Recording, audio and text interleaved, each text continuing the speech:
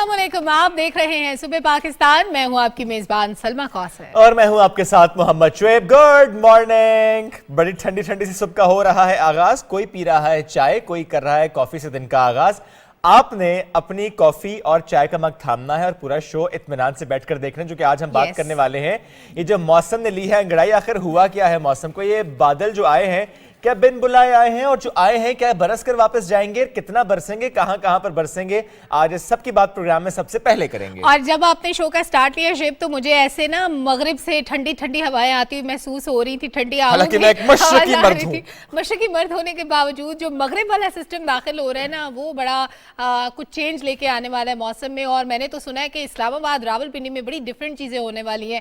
अभी ये जो कोल्ड वेव आएगी, ये पहले से बड़ी मुख्तलिफ होगी। और बारिश के साथ साथ कहा यह जा रहा है कि हो सकता है, माइट पॉसिबल, मारगला की पहाड़ियों पे स्नोफॉल भी हो जाए। और ये भी प्रेडिक्शन है कि मोहम्मद शेब साहब मारगला की पहाड़ियों पे पाए जाए सबसे इंशाअल्लाह। मैंने सलमा से पहले डील कर ली है। जैसे ही मुझे ये मालूम हुआ कि वहां पे स्नोफॉल हो रही है, हो चुकी है, चूंकि होनी अर्ली मॉर्निंग है जब भी होते हैं, नॉर्मली उससे टेम्परेचर इतने ड्रॉप करते हैं, तो मैंने फौरन से पहुंच जाना है वहां पे जनाब। आपके लिए ना दिखाऊंगा आपको मारगला की पहाड़ियों का हुस्न। खुद तो मैं एंजॉय करूंगा ही करूंगा, लेकिन आपको भी दिखाऊंगा। अच्छा शेब, मेरा कभी बड़ा दिल करता है कि मैं ना कमेंट्री करूं। अच्छा। मौसम ऐसे बारिश हो रही हो, फिर स्नोफॉल हो, और मैं वो जो ऊंची ऊंची आवाज नहीं आती क्रिकेट कमेंट्री में जैसे आवाज आ रही थी, ये स्नोफॉल हो गई, ये हो गया, ये हो गया, तो ये सारी चीजें मेरा दिल करता है कि मैं बताऊं। अरे मेरा दिल करता है मैं बर्फ में घसीटियां मारूं। ठीक है, ये हमारा दिल करता है। ये बड़ा दिल गुर्दे का काम है। अच्छा, अब इस सारे मामले में जिसका जो दिल करता है वो कर पाएगा या नहीं कर पाएगा, इस पर बात करते हैं। डीजी मेट माहर साहबजाद खान साहब हमें ज्वाइन कर चुके हैं। अस्सलाम वालेकुम, गुड मॉर्निंग सर, कैसे हैं आप? वालेकुम अस्सलाम, बिल्कुल खैर खैरियत है। आप सुनाए जनाब, कैसे हैं आप? अल्हम्दुलिल्लाह ठीक ठाक। सर जानना चाह रहे हैं आपसे, ये जो सोशल मीडिया पर खबरें जेर गर्दिश हैं कि मारगला की पहाड़ियों पर होने वाली है बर्फबारी, क्या ये सच है? ये देखें, सोशल मीडिया पे जो ये खबर हमारे हवाले से नहीं है, जो हमने एडवाइजरी दी है उसमें कोई ऐसी बात नहीं है ये कि जी वो टेम्परेचर इतना 100 साल रिकॉर्ड टूट जाएगा या इस तरह के कोई फिनोमेनाज होंगे जैसे जो बयान नहीं कर सकते। या ये एक ऐसी खबर लोग आपको पता है कि सोशल मीडिया पे मन गढ़त जो है वो फोरकास्ट ये इस तरह की चलाते रहते हैं। बारिश का सिलसिला आज से शुरू है कुछ इलाकों में, और ये आपके पास इस्लामाबाद दोपहर तक यहाँ भी शुरू हो जाएगा। लेकिन ऐसा जो टेम्परेचर लगते हैं वो इस तरह के नहीं है कि जी हम कहें कि मारगला की पहाड़ियों पे भी बर्फबारी हो जाएगी। बाकी मरी में बारिश होगी। बड़े रूमर्स है, वीकेंड के लिए क्या प्रेडिक्शंस है? क्या टेम्परेचर में, बारिश में, वेदर पैटर्न में कोई चेंजेस हैं? वीकेंड पे बिल्कुल साफ होगा वेदर। हफ्ता इतवार जो है वो बिल्कुल साफ होगा। और ये बारिश जो है आज से 3 दिन है। आज आप कह लें कि 11, 12 और 13 जुम्मे तक है। उसके बाद मौसम इंशाल्लाह साफ हो जाएगा। लेकिन सर्दी की शिद्दत थोड़ी सी, जैसे होता है कि बादल या बारिश रुक जाती है तो उसके बाद एकदम कोल्ड वेव या टेम्परेचर थोड़े से कम भी हो जाते हैं। तो वीकेंड पे कुछ नहीं है। बाकी जो है मौसम अच्छा है। ये काफ़ी यानी इलाके जो है हमारे शुमाली इलाका जात या गिलगित बल्तिस्तान और कश्मीर, खैबर पख्तूनख्वा, और ये इन इलाकों में अच्छी बारिश भी है। और पहाड़ी इलाकों पे स्नोफॉल भी अच्छी लग रही है। यानी मरी आप जाके एंजॉय कर। पारा मनफी में जाने का इम्कान है आइंदा आने वाले चंद दिनों में? हाँ बिल्कुल। ये जब मौसम साफ होगा तो उन दिनों में थोड़ा सा 1 या 2 डिग्री मनफी जा सकता है। लेकिन बादलों के दौरान जो है वो टेम्परेचर मनफी में नहीं जाएगा। सर वैसे समझा ये जाता है कि जनवरी सर्दियों का आखिरी महीना साबित होगा, इसके बाद थोड़ी थोड़ी सी गर्मी वापस आने लग जाती है। इवन इस्लामाबाद में कल मैंने गाड़ी में एसी चलाया, इतना हॉट वेदर था कल। तो क्या जनवरी आखिरी महीना साबित होगा सर्दी का, इसके बाद मौसम चेंज हो जाएगा? आपको पता होगा कि जी अभी जो है दिन और रात का दौरानिया जो था वो रातें बड़ी थी और दिन छोटे थे। लेकिन अभी दोनों में फर्क आना शुरू हो गया है। आपने देखा होगा कि सूरज गरूब होने में तकरीबन 20 मिनट का फर्क पड़ चुका है। तो ये दिन निकलने में भी अभी थोड़ा सा 17 तारीख के बाद बढ़ना शुरू हो जाएगा। तो टेम्परेचर तो किसी वक्त भी कोल्ड वेव आएगी। जैसे आपने देखा ना कि जी इस दफ़ा अमेरिका में या यूरोप में बड़ी शदीद वेव भी आई थी। तो ये सिलसिले तो चलते रहते हैं, कोई ऐसी बात नहीं है कि किसी वक्त भी बारिश का सिलसिला आएगा जिसमें स्नोफॉल भी होगी। तो इम्पैक्ट उसका होता रहता है हमारे आम मौसम पे, चलता रहेगा टेम्परेचर में। ठीक है। और सर जिस तरह हमने देखा कि 8-9 दिन पहले मरी में पहली बर्फबारी, اور اس کے بعد اب ہم دیکھ رہے ہیں جو جس طرح آج یہاں پر بارش کی امید ہے اسلام آباد میں، کیا ملکہ کوثر مری وہاں پر آج برف باری کی امید ہے؟ ہاں بالکل ہے، بالکل ہے، برف باری کی امید ہے، اور انشاءاللہ اگلے 2 دن بھی برف باری کا امکان ہے وقفے وقفے سے، اور یہ اچھا سپیل ہوگا برف باری کا۔ مری کے علاوہ جو ہے اوپر والے علاقے جو ہیں کشمیر کے یا گلگت بلتستان کے، وہاں پہ بھی اچھی سنو فال، اور یہ مالم جبہ اور کلام وغیرہ ان علاقوں میں بھی اچھی سنو فال کا چانس ہے۔ لیکن یہ جو برف باری کی بات سر آپ کر رہے ہیں، یہ لاسٹ ایئر 7 اور 8 جنوری کی جو درمیانی رات برف باری ہوئی تھی مری میں، اس سے ڈیفرنٹ ہے؟ وہ تو بہت زیادہ تھی۔ نہیں، اس طرح کی نہیں ہے، اس طرح کی نہیں ہے۔ اس میں وہ جو ہے وہ سنو بلیزرڈز بھی تھا، اس میں تیز ہوا یا اس قسم کا بھی فینامنا تھا جو اس وقت امید نہیں لگ رہی۔ اچھا سر، جو لوگ ٹرپس پلان کر رہے ہیں شمالی علاقہ جات کی طرف، زیادہ تر لوگ جاتے ہیں سنو فال دیکھنے کے لیے، سردی کو انجوائے کرنے کے لیے، ان کے لیے کیا ایڈوائزری ہے؟ کیا ان کو جانا چاہیے؟ ان دنوں میں ٹرپس پلان کیے جا سکتے ہیں اس طرف نارتھرن ایریاز میں؟ دیکھیں جانا چاہیے، کوئی ایسی بات نہیں ہے، لیکن تھوڑا سا احتیاط یا جو کچھ بھی ہوتی ہے نا چیزیں، یہ لازمی ہیں کہ اپنے ساتھ گرم کپڑے لے کے جائیں یا جو بھی ضرورت ہوتی ہے، اور ایسی جگہ پہ جائیں جہاں پہ یہ آپ کے وہ دیکھیں نا کلام یا مالم جبہ ایک دم لوگ دوڑ پڑتے ہیں، یا سب سے زیادہ رش جو ہوتا ہے وہ مری میں ہو جاتا ہے، چونکہ مری ہر ایک کے لیے یعنی ہر کوئی پہنچ سکتا ہے۔ صرف یہ چیزیں ہیں کہ جی اگر ہماری ایڈمنسٹریشن یا یہ اس کو کنٹرول کر لے گی، اور لوگ جتنا آپ کے پاس ہوٹلوں میں جگہ ہے یا سڑکوں پہ گاڑیوں کے ٹریفک کے لیے جگہ ہے، تو پھر مینج ہو جائے گا، کوئی ایسی بات نہیں ہوگی۔ ٹھیک، آخر میں سر صرف ایک بار دوبارہ سے بتا دیجیے گا، جو سوشل میڈیا پہ زیر گردش خبریں، تو ایسا کوئی سیویئر سسٹم پاکستان میں نہیں ہے، ایسا کوئی مسئلہ نہیں ہے، ایسی کوئی ایڈوائزری جاری نہیں کی گئی، ایسے کوئی انتظامیہ کو ہدایت جاری نہیں کی گئی انتظامات کی، کیونکہ چیزیں انڈر کنٹرول ہے، روٹین کا موسم ہے جیسے سردی میں ہوتا ہے۔ جیسے ہوتا ہے، کوئی ایسی بات نہیں ہے، کوئی ایسی بات نہیں ہے۔ ٹھیک ہے، بہت شکریہ سر، ساتھ موجود تھے آپ، اور آپ نے کہا کہ اس وقت جو سوشل میڈیا پر خبریں درج ہیں موسم کو لے کر کہ برف باری ہو سکتی ہے اسلام آباد کی پہاڑیوں پر، ایسا کچھ نہیں ہے۔ یہ ڈی جی میٹ صاحب نے کلیئرٹی کے ساتھ بتایا، لیکن ہم کوششیں کریں گے کہ پروگرام میں آگے چل کر ہم بات کریں گے جو سارے آلات لگائے جاتے ہیں جس سے ہم چیک کرتے ہیں، مانیٹر کرتے ہیں اس سسٹم کو کہ کون سا سسٹم کہاں سے آ رہا ہے، کتنا طاقتور سسٹم ہے، اور جو پھر ایک لوکل سسٹم ڈیولپ ہو رہا ہوتا ہے اس کی کتنی سگنیفیکنس ہوتی ہے۔ چونکہ ہم بارش سے متعلق، وہ چاہے مانسون ہو یا فور دیٹ میٹر ہم سردیوں میں ہونے والی بارش کی بات کریں، اس میں ہم یہی دیکھتے ہیں جو ڈاؤن پور ہوتی ہے، یعنی جو بارش ہوتی ہے وہ کسی لوکل سسٹمز کی وجہ سے بھی ہو جاتے ہیں کہ ایک دم سے آپ کا وہ سسٹم ڈیولپ ہوا اس علاقے میں اور وہاں پر بارش ہو گئی۔ تو کیا یہ ممکن ہے؟ اس پر ہم آگے چل کر انشاءاللہ بات کریں گے۔ ابھی ذرا بڑھتے ہیں آگے، کچھ اور خبریں شامل کرتے ہیں، اور ایک خبر ہمارے پاس یو کے سے ہے۔ ٹائپ 1 ڈائبٹیز، جب ہم ڈائبٹیز کی بات کرتے ہیں، ذیابیطس کی بات کرتے ہیں، تو اس میں ہم یہ دیکھتے ہیں کہ ظاہر ہے آپ کا جو باڈی ہے، جو آپ کا لبلبہ ہے، وہ انسولین نہیں پروڈیوس کر رہا ہوتا، جس کی وجہ سے آپ کے جو بلڈ ہے اس میں شوگر جو ہے وہ اس کا لیول بڑھ جاتا ہے۔ اب وہاں پر جو تحقیق ہوئی ہے اور جو تجربہ ہوا ہے آرٹیفیشل پینکریاس کا، یہ مصنوعی لبلبہ، اس کی ہم بات کر رہے ہیں، اور یہ کہا یہ جا رہا ہے کہ کامیاب تجربہ ہوا ہے۔ تقریباً 1 لاکھ سے زائد ایسے ٹائپ 1 ذیابیطس کے جو پیشنٹس ہیں وہ اس سے استفادہ حاصل کر سکتے ہیں، اور اس کے لیے national institute of health and care Excellency نے جو ہے اس ٹیکنالوجی کے استعمال کی منظوری دی ہے کہ وہ لگانے کے بعد وہ خود بخود آپ کی جو باڈی ہے اس کی شوگر کو مینج کرے گا، کنٹرول کرے گا، بار بار وہ سوئی مار کر چیک نہیں کرنا پڑے گا کہ شوگر کتنی ہے، وہ خود سے مانیٹر کرے گا، اچھا زیادہ ہو گئی، اب کم ہو گئی، اب انسولین آپ کو ایکسکریٹ کرنی ہے اور اب نہیں کرنی۔ کیا بات ہے شعیب، اتنا عقل مند لبلبا ہوگا۔ بلبلا نہیں، کبھی کبھی سلپ آف ٹنگ، دیکھیں بلبلا اور لبلبا کتنے ملتے جلتے ورڈز ہیں نا، تو سلپ آف ٹنگ ہو جاتا ہے، کوئی بات نہیں۔ کوئی ورڈز ہوتے ہیں ٹنگ ٹویسٹر، جیسے آپ شمسی توانائی 1 گو میں بولیں کوشش کریں 8-10 دفعہ تو نہیں بول پائیں گے، but I have a very good news. اور گڈ نیوز یہ کیونکہ ہم پروگرام کے سٹارٹ میں ویدر بات کرتے ہیں جس کا بڑا گہرا تعلق ہے ہماری اوزون لیئر کے ساتھ، جو کہ ہمارے کلائمیٹ کو امپیکٹ کر رہا ہے۔ تو اقوام متحدہ نے بڑی زبردست خبر سنا دی ہے۔ خبر یہ ہے جناب کہ 2040 تک ہم اوزون کی تہہ کو مکمل طور پر ریکور کرنے میں کامیاب ہو جائیں گے۔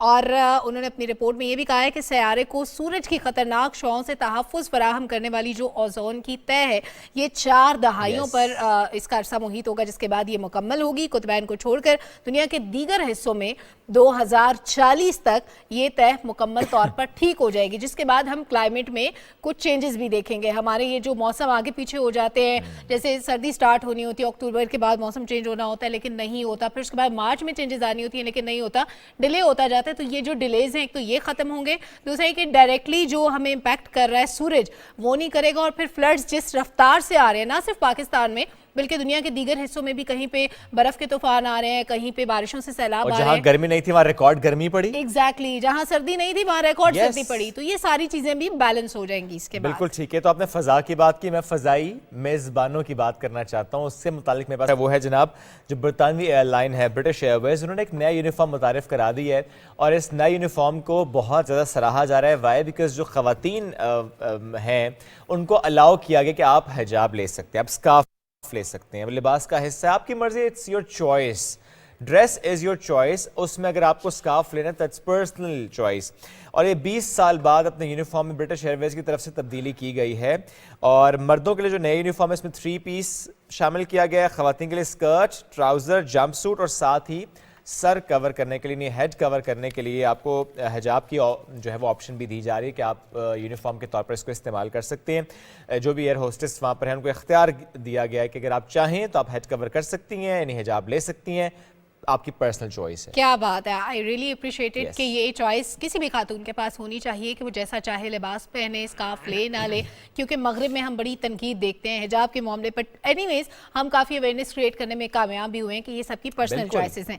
अच्छा जनाब, एक ऐसी इंस्पिरेशन की मैं बात करने वाली हूँ कि आपको भी ज़िंदगी की तरफ वापसी का गुमान होगा अगर आप ज़िंदगी से मायूस हैं।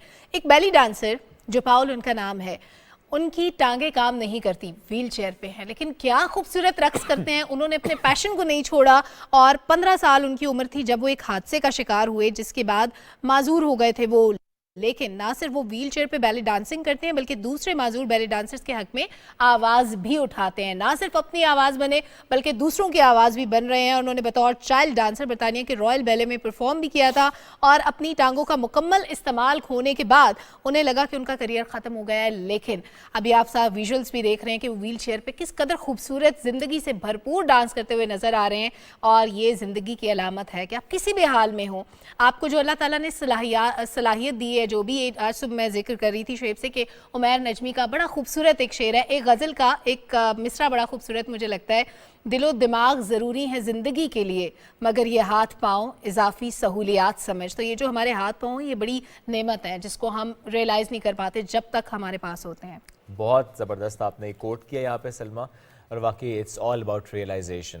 बढ़ते हैं आगे, एक और खबर हमारे पास है पड़ोसी मुल्क चाइना से मुताल्लिक है। चाइना जिसने कोविड के बाद 2020 में कुछ पाबंदियां आयद की थी जिसमें ज़ाहिर ट्रैवल रिस्ट्रिक्शंस आयद की गई थी, और अभी चीन से खबर ये है कि फ़ज़ाई, बरी, बहरी सरहदें जो हैं वो खोल दी हैं और उसमें क्वारंटीन को की जो शर्त थी वो भी ख़त्म कर दी गई है। बरतानवी नशरियाती इदारे के मुताबिक दूसरे जो ममालिक हैं इससे आने वाले मुसाफिरों को चीन में अब मज़ीद क्वारंटीन नहीं करना पड़ेगा, और मुसाफिरों को अब भी सफ़र से 48 घंटे पहले जो एक शर्त होती है कि PCR टेस्ट आपने करवाना है, कोविड टेस्ट आपको नेगेटिव होना चाहिए, वो बहरहाल लाजमी है। अदरवाइज़ जो बाकी शराइत थी जो कि ख़ासी मैं कहूँगा कि इसमें मुश्किल थी, एक जानने वाले हैं सलमा, उनकी शादी हुई, वो जो खातून थी वो US नेशनल थी और वो चूँकि उन दिनों में US गई तो वो चाइना नहीं आ पाई, चूँकि उन्होंने वहाँ पर जो वो वैक्सीन लगवाई जो कि वहाँ पर लगती थी, और चाइना की रिस्ट्रिक्शन ये थी कि चाइनीज़ वैक्सीन होनी चाहिए, वो चूँकि वो एक वैक्सीन लग चुकी थी दूसरी लग नहीं सकती थी तो वो बेचारी आ नहीं सकी। तो कपल्स भी काफ़ी अरसा अलग रहे, तो अभी यह है कि मिलन का मौसम हम इसे कह लेते हैं कि जो बहुत अरसे से अलग रहे वो अब ज़ाहिर दोबारा से इकट्ठे हो पाएंगे। आई हैव अ चैलेंज है बाबा, आपने जिक्र कर ही दिया है। अस्तगफिरुल्लाह।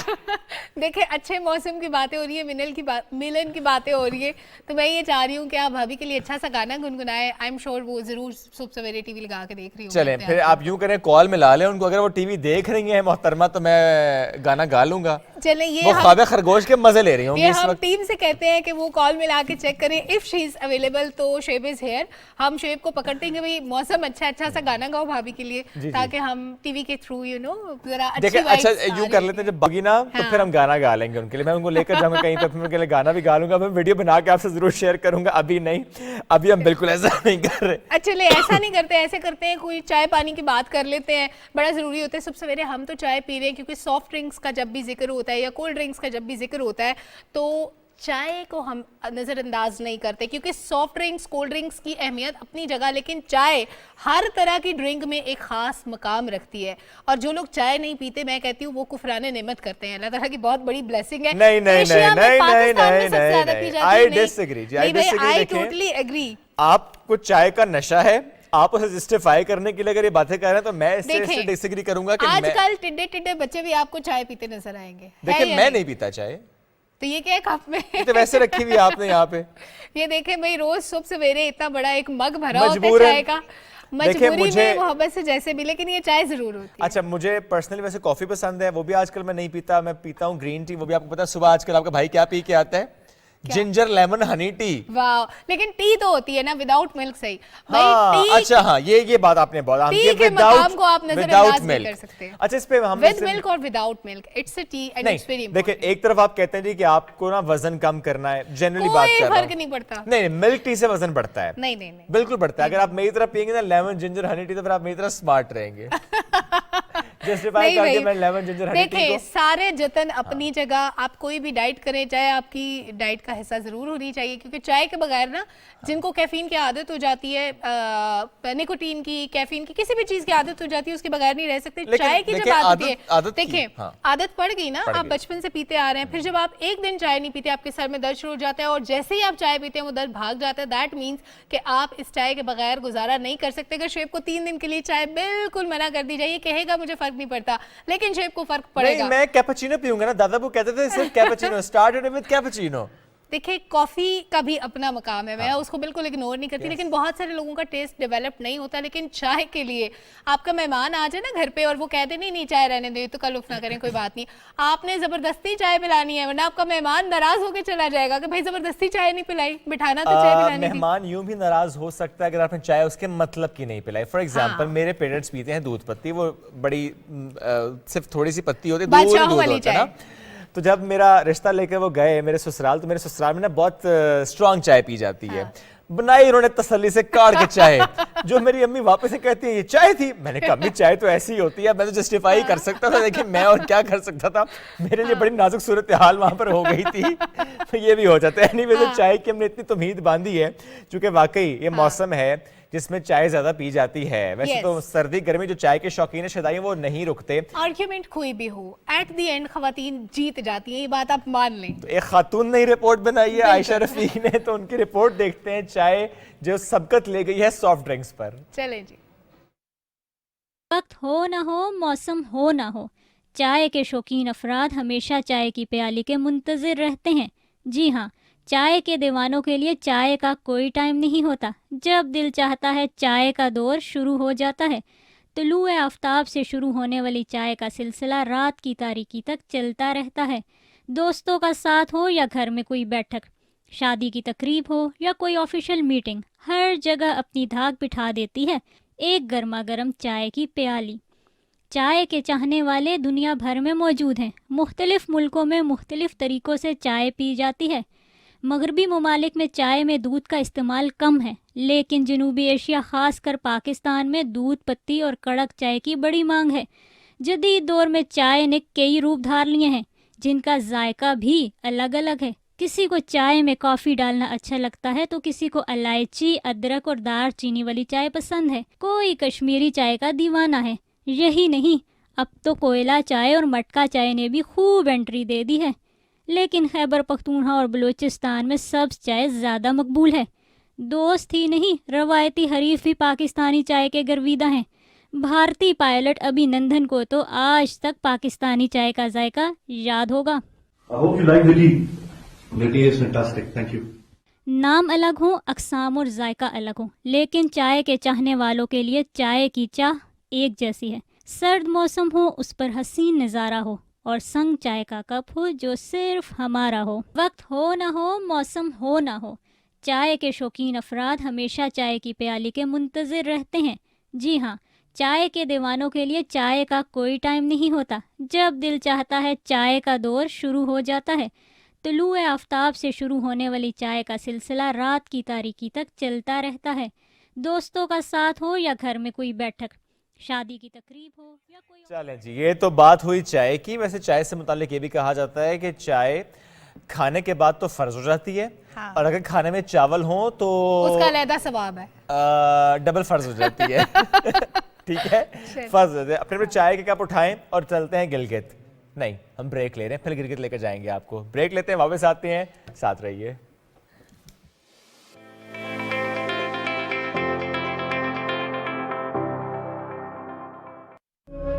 पाकिस्तान को जो सैलाब की तबाहकारियाँ और ख़ास तौर पर मौसमियाती तब्दीलियों से जो चैलेंजेस का सामना है, उनकी रीकंस्ट्रक्शन के लिए, उनकी रिहैबिलिटेशन के लिए फ़ंड्स की ज़रूरत है।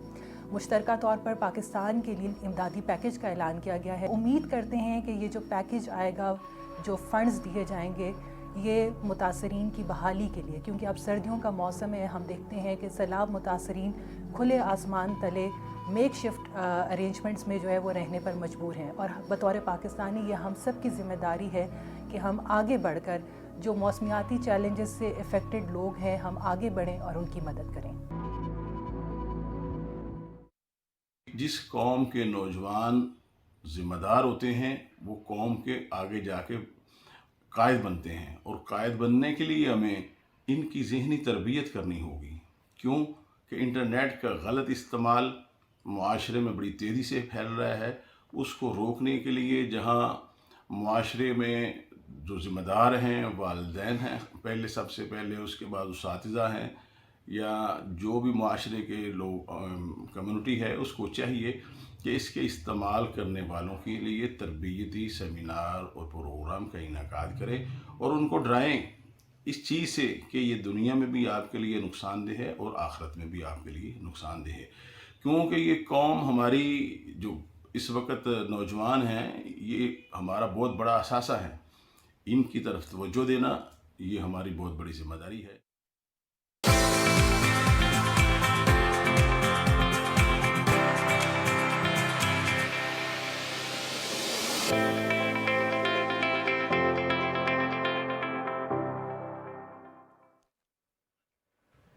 Welcome back after the break. Winter festivities की बात करते हैं, विंटर स्पोर्ट्स एक्टिविटीज की बात करते हैं, विंटर फेस्टिवल्स की बात करते हैं। स्कर्दू आपको लेकर चलते हैं। स्कर्दू जहां पर खपल फेस्टिवल, जिसे रगून फेस्टिवल भी कहा जाता है, उसका जनाब आगाज हुआ है। और इसके जो इफ्तिताही तकरीब है, अगर इसकी बात करें तो लैंटर्न्स छोड़ी गई, कबूतर छोड़े गए, खूबसूरत वहां पर फजा।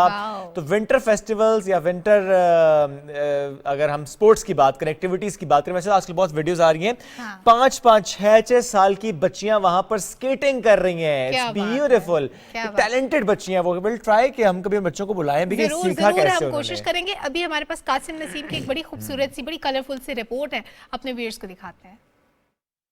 स्कर्दो में मौसम सरमा के खेलों पर मुश्तमिल रगुन विंटर फेस्टिवल का बाकायदा आगाज हुआ। इस मौके पर पाकिस्तान में मुतय्यन कैनेडियन हाई कमिश्नर लेस्ली स्कैनलन मेहमान खुसूसी थी। उन्होंने फजा में कबूतर छोड़कर इस फेस्टिवल का बाकायदा इफ्तिताह किया। इस मौके पर नायाब पहाड़ी जानवर याक मार्च का भी मुजाहिरा हुआ, जबकि फजा में फानोस भी छोड़े गए। मुख्तलिफ क्लबों के नौजवानों ने मार्शल आर्ट का भी मुजाहिरा किया। आइस हॉकी का सनसनीखेज मुकाबला अंचन स्कर्दो और दियोसाई स्टार के माबिन हुआ, जिसमें अंचन स्कर्दो ने एक के मुकाबले में 2 गोल करके कामयाबी हासिल की। शदीद सर्दी के बावजूद खवातीन और मर्द शायकीन की बड़ी तादाद फेस्टिवल में शरीक थीं। It's wonderful to be representing Canada back again in Skardu at this wonderful festival. The opening ceremonies were full of all kinds of different activity and we had a blast. Message है पूरे reason को देने का, जो हमारे स्कर्दू की तरफ से है कि स्कर्दू और बल्तिस्तान और जीबी बिलखसूस पूरा का पूरा सकाफत से भरा हुआ है। यहाँ आइस हॉकी के मुकाबले और दीगर तकरीबात के जरिए विंटर टूरिज्म को फरोग दिया जा सकता है। Qasim Naseem, PTV news, Skardu. Ice hockey, और जब आइस हॉकी के सलमा हम ये मंजर देख रहे थे ऐसे लगता ही नहीं था कि पाकिस्तान है। फौरन से आपको लगता है शायद ना कोई ऐसा मुल्क है जहाँ पे बहुत खूबसूरत है, लेकिन आप देखें फैसिलिटीज की जब हम बात करते हैं कि अच्छा प्रॉपर अरेंज करना और लोगों का वहाँ पर आना, टीम्स का बनना, खेलना आइस हॉकी के मुकाबले, तो वाकई बड़ा सुन के मुख्तलिफ लगता है कि ऐसा भी हो रहा है। बिल्कुल, और जब हम जाते हैं ना स्वात वाली साइड से अपर एरियाज की तरफ तो ऐसे लगता है जैसे आप किसी जन्नत में आ गए हैं। इतना खूबसूरत मुल्क, मतलब सोच के हैरान रह जाते हैं। हम लोग शहरों में रहने के आदी हो गए, हम एक मुख्तलिफ फ़ज़ा में बड़ी बड़ी बिल्डिंग्स में रहने के आदी हो गए, लेकिन जब आप पाकिस्तान के जो सियाहती इलाके हैं उस तरफ जाते हैं तो आपको देख के लगता है किस कदर खूबसूरत नज़ारे हैं, किस कदर हसीन कुदरती मनाजिर आपको देखने को मिलते हैं। पहाड़, दरिया, लहरें, कहीं पे बर्फ़ पड़ी हुई है, कहीं पे आपको जनाब बादल ज़मीन पे उतरते हुए नज़र आते हैं। ये देखिए कुछ विजुअल्स भी हम दिखा रहे हैं, क्या खूबसूरत ये मंजर होता है। और ये देखने के लिए मुझे लगता है कि आपको आधी ज़िंदगी वक्फ कर देनी चाहिए। इतना पोटेंशियल है पाकिस्तान में, टूरिज़म के हवाले से इतनी जगह, इतना कुछ मौजूद है कि आप एक्सप्लोर करने लगे तो शायद आपकी आधी उम्र गुजर जाएगी। बहुत खूबसूरत मुल्क है हमारा और कुदरती हुस्न से माला माल है, तो इसकी कदर करनी चाहिए, उसको पोल्यूट बिल्कुल भी नहीं करना चाहिए। लेकिन क्योंकि सर्दियां आ चुकी हैं तो किस जगह जाएं, कौन से इलाके का इंतखाब करें, इन सर्दियों में कहां पे सैर करें, ये डिस्कस कर लेते हैं। और कहां पे फैसिलिटीज हमने बेहतर की हैं और जो वहां पर जो कम्युनिटी है जिस तरह से वो काम कर रही है, ट्रैवल्स पे, टूर्स पे, इवेंट्स पे, आज हम इस सब की बात करेंगे जो कि होटल इंडस्ट्री से भी जुड़े हैं और जो कि बहुत से ग्रुप्स को फैसिलिटेट भी करते हैं, और मैं कहता हूँ एम्बेसडर हैं जनाब पाकिस्तान के वो इस लिहाज से कि टूरिज्म को प्रमोट करते हैं। वी हैव विद अस मुबारक हुसैन साहब और आए हैं जनाब हुंजा से, और होटल भी है माशाल्लाह वहाँ पर, जिस तरह से वो काम कर रहे हैं बड़ा इससे मुतालिक पहले भी बात कर चुके हैं। अस्सलाम वालेकुम and good morning sir. Good morning to you too. कैसे हैं आप? Thank you. अस्सलाम वालेकुम। सर्दी से भाग कर आए हैं? अल्हम्दुलिल्लाह सर्दियाँ इस दफ़ा हुंजा में बहुत शुरू हुई हैं, बहुत सख्त सर्दी है इस वक्त काफ़ी। पिछले तकरीबन दिसंबर के लास्ट वीक पे स्नोफॉल शुरू हुई है गिलगित बल्तिस्तान में, अभी भी कल रात को हुई है स्नोफॉल। तो वहाँ पे अभी ये रिसेंटली पिछले साल से ये जो विंटर फेस्टिवल्स भी शुरू हो चुके हैं गिलगित बल्तिस्तान में। एक पुराना वहाँ पे जो अभी रिसेंटली जो सबसे बड़ा इवेंट हुआ है वो खपुलो में, जिस तरह आपने बताया खपुलो जो आइस हॉकी वहाँ पे जो हुआ वो बड़ा ज़बरदस्त कामयाब रहा वहाँ पे। और उसमें कैनेडियन हाई कमिश्नर वो जो खातून थी वो अभी चली गई है, वो एम्बेसडर पाकिस्तान में हाई कमिश्नर जो थी, उन्होंने फंडिट की है। ये हमारे हुंजा एक अलतित गांव है, वहाँ पे हमारा जो रिजर्वायर है, जो पुराने हमारे जो हुंजा में गांव के दरमियान में एक वाटर रिजर्वायर होता था जहाँ से लोग पानी लेते थे। सर्दियों में कहीं पे भी पानी माइनस टेम्परेचर पे फ्रीज होता है, तो वहाँ पे गांव के दरमियान में एक पूल बनाया जाता है। तो वहाँ से लोग अपने माल मवेशी के लिए भी, अपने लिए भी, पुराने ज़माने में, ये 60s 50s की बात बता रहा हूँ, तो वो फिर अभी इस वक्त वो हमारे बच्चे स्विमिंग करते हैं वहाँ पे गर्मियों में। और विंटर में वहाँ पे आइस स्केटिंग करते हैं कि जम जाती है, बिल्कुल थिकनेस होती है उसमें, कोई 6 से 8 इंच 12 इंच तक वो थिकनेस होती है वहाँ पे। तो हमारे इलाके के जो भी गिलगित बल्तिस्तान के लोग हैं उनको स्विमिंग, हर बंदे को, हर बच्चे को स्विमिंग करना आता है और उसको स्केटिंग करना आता है। अच्छा सर, मैं वही देख रहा था कि वो छोटे छोटे बच्चे हैं और बच्चियां हैं और स्केटिंग कर रहे हैं। स्केटिंग क्योंकि वो वहाँ पे वो जो घर से बाहर निकलेंगी तो आइस ही होगा, उन्होंने आइस पे ही चलना है। और सर क्या उधर रहने वाले जो लोग हैं वो भी हमारी तरह बर्फ के लिए ऐसे एक्साइटेड होते हैं कि स्नोफॉल होगी तो हम ये चीजें प्लान करेंगे, ऐसे खाने बनाएंगे, ऐसे बाहर जाएंगे, ऐसे खेलेंगे, ये सब फेस्टिविटी होती है? वहाँ पे हमारा देखें एक हमारा सीजन होता है स्नो का, वो बड़े मतलब हमें एग्जैक्टली सब लोगों को मालूम होता है कि अभी हम बर्फबारी होने वाली है। तो हमारे इलाके में घर में ही रहते हैं, बाहर नहीं निकलते हैं। लेकिन सेलिब्रेशन होती है, सेलिब्रेशन होती है, उसके लिए हमारा एक प्रोग्राम होता है घर में, एक नसालो कहते हैं। नसालो जो एक माल मवेशी, एक बड़ा बकरा या जो कोई सरवत वाला आदमी हो तो वो बड़ा कोई बैल वगैरह गाय वो ज़बह करके 15 दिसंबर को वो ज़बह करते हैं, वो जाके 15 मार्च तक वो गोश्त ख़राब नहीं होता है। अच्छा, वो -10 to 15 टेम्परेचर में, और वही गोश्त घर में लोग खाते हैं। क्या बात। गर्मियों में हमारे लोग गोश्त बहुत कम खाते थे पुराने ज़माने में भी, मतलब वो खेतों में काम करते हैं, وہاں پہ وہ لسی کے ساتھ کوئی روٹی کا کوئی ٹکڑا کھا لیا، اس طرح وہ اپنے کھیتوں میں کام کرتے تھے. لیکن گھروں میں وہ سردیوں کے مہینے میں یہ جب برفباری ہوتی ہے وہاں پہ ان کو مرغن غذا مل جاتا تھا، گوشت کا. تو ابھی ریسنٹلی ابھی حالات جو ٹورزم کا فلو 2017 سے گلگت بلتستان کی طرف سے بہت جا رہا ہے. ابھی ڈومیسٹک ٹورزم، ابھی ساتھ ساتھ انٹرنیشنل ٹورزم بھی. ابھی میں recently London world travel mart سے میں ہو کے آیا ہوں. ورلڈ ٹریول مارکیٹ وہاں لنڈن میں تھا، جو پاکستان PTDC نے اس میں شرکت کی تھی. پاکستان کا بڑا اسٹال تھا وہاں پہ پاکستان کا. تو اس میں تقریباً میں نے دنیا کے ہر ٹریول فیئر میں پاکستان کو ریپرزینٹ کرتا ہوں وہاں پہ جا کے. تو اس دفعہ جو انٹرنیشنل جو ٹورسٹ ہے ان کو بڑا مطلب وہ کہہ رہے ہیں کہ پاکستان تو نیکسٹ ڈیسٹینیشن ہے ہمارا 2023. تو بہت لوگ انٹرسٹڈ ہے پاکستان آنے کے لیے، اسپیشلی فار ایسٹ کے لوگ اور یورپین. تو انشاءاللہ ہمارے ملک میں اگر حالات بہتر ہوئے تو ساتھ ساتھ ابھی ایک مسئلہ ہمارے گلگت بلتستان میں یہ ہوتا ہے کہ وہاں پہ جو ٹورزم جو ہاسپٹیلٹی انڈسٹری ہے اس کے اندر جو ہمارے 6 مہینے کا بزنس ہوتا ہے گرمیوں میں، پھر 6 مہینہ وہ سردیوں کی وجہ سے بند ہوتا تھا. تو اس لیے آپ کو اچھا سروس نہیں ملتا ہے ہاسپٹیلٹی میں، کیونکہ وہ جو سٹاف ہوتا ہے وہ کہتا ہے میں گلگت جاؤں گا وہاں 6 مہینہ کام کروں گا، 6 مہینہ تو ہوٹل بند ہوگا یا جو بھی مطلب ایکٹیویٹی ہوگا وہ تو بند ہوگا.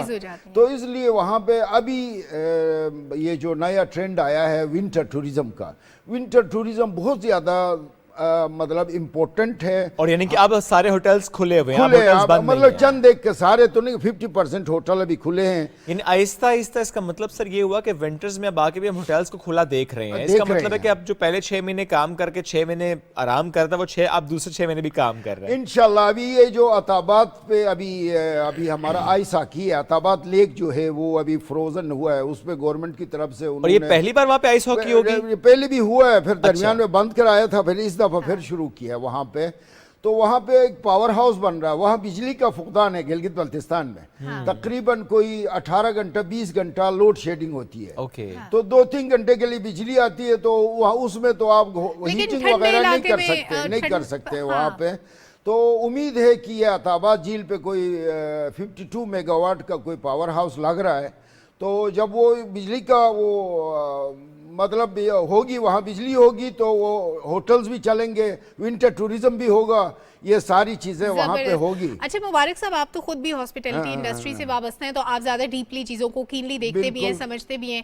سر ہماری نیشنل اکانومی میں کنٹریبیوشن کتنا ہے ہاسپٹیلٹی انڈسٹری کا؟ اور پھر جیسے آپ نے بتایا کہ اب دونوں سیزنز میں ونٹر ٹورزم بھی بڑا پروموٹ ہو رہا ہے اور سمر میں تو پہلے تھا ہی. تو اب یہ دونوں چیزیں کتنی فروٹفل ثابت ہو رہی ہیں؟ کیونکہ ظاہر ہے جو ریونیو آتا ہے وہ پھر ہمارے انفراسٹرکچر میں، ہماری باقی چیزوں میں بڑا کنٹریبیوٹنگ فیکٹر ہوتا ہے. کہ اوور آل کنٹری کے لیے ہمارے پاس انٹرنیشنل ٹورزم بڑا امپورٹنٹ ہوتا ہے ملک کے لیے، جو ذرا مبادلہ آتا ہے. تو اس کے ساتھ ساتھ جو کمیونٹیز کا جو انکم جنریٹ ہوتا ہے وہ ڈومیسٹک ٹورزم سے ہوتا ہے. اور اس کے لیے ہم بڑا زور دے رہے ہیں کہ سسٹینیبل ٹورزم ہو، مطلب وہ کمیونٹی کو انوالو کرے ٹورزم میں تاکہ ان کو بھی اس کو سہولتیں ملیں. ابھی وہاں پہ جس طرح آپ کہہ رہی ہیں کہ گرمیوں میں تو بہت بڑا مطلب فلو آتا ہے ٹورزم کا، تو کمیونٹیز کو بھی فائدہ ہوتا ہے. ایک دم جو ہی سردیاں شروع ہوتی ہیں تو سب کچھ بند ہو جاتا ہے. تو ابھی سردیوں میں ابھی نیا ٹرینڈ ابھی جو فیسٹیولز وغیرہ وہ کروا رہے ہیں، تو گورنمنٹ کی طرف سے بھی اس پہ انیشیٹیو لے رہے ہیں. ابھی غزیر آپ کو معلوم ہوگا خلتی لیک بڑا خوبصورت لیک ہے، فنڈر لیک سے پہلے خلتی لیک، وہاں پہ بھی ابھی آئس ہاکی کا وہ ہوا. ہمارے پاس بہت بڑا نلتر ویلی ہے، نلتر ویلی میں سکی ریزورٹ ہے. اب اس کو ڈیولپ کرنا ہے. ہمارے پاس 2 لیکس ہیں نلتر ویلی میں، لوور شنی اور اپر شنی. شنی لوکل زبان میں لیک کو کہتے ہیں، لوور لیک اور اپر لیک. بڑا خوبصورت وہ ابھی آپ نلتر جائیں گے تو انشاءاللہ آپ دیکھیں گے، بہت خوبصورت لیکس ہیں. تو یہ تو سالہ سال چل سکتا ہے یہ جو اپنا ہے. ابھی ادھر تقریباً 2018 میں ایک انٹرنیشنل سکی ایگزیبیشن وہ کمپٹیشن بھی کروایا نلتر میں. نلتر میں ہوا اور پہلی بار. تو اس کے علاوہ پھر ہمارے پاس ونٹر کا جو ہے وہ دیوسائی پلینز ہیں. دیوسائی پلینز میں آپ سکی ٹریورسنگ کر سکتے ہیں. کراس کنٹری سکینگ ہو سکتی ہے. کراس کنٹری سکینگ کے لیے دیوسائی جو ہے نا وہ ٹاپ کلاس کا ہے, وہاں پہ سب سے زیادہ بہتر ہے. تو ابھی اس کے علاوہ اگر نزدیک ترین کوئی بندہ جانا چاہے, مالم جبہ ہے یہاں پہ. بالکل ہے, مالم جبہ میں آپ وہ ٹریورسنگ بھی کر سکتے ہیں یہاں پہ بھی. تو یہ چیزیں اب تو شوگران میں بھی سٹارٹ ہو گئی ہے. شوگران میں بھی ہو سکتا ہے.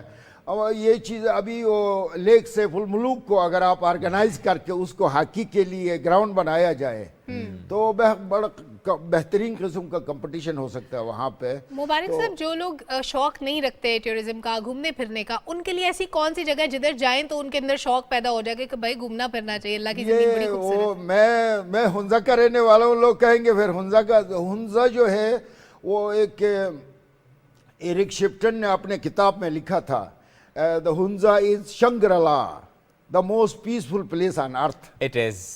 So آپ جائیں گے وہاں پہ 7,000 میٹرز ماؤنٹینز آپ کو وہاں پہ ملیں گے وہاں پہ. تو وہاں پہ ہمارے ہنزا نگر 2 ڈسٹرکٹ ہے. تو ہمارے ہنزا میں دستگیل سر ہے, ممہل سر ہے, اولتر 1 ہے, اولتر 2 ہے.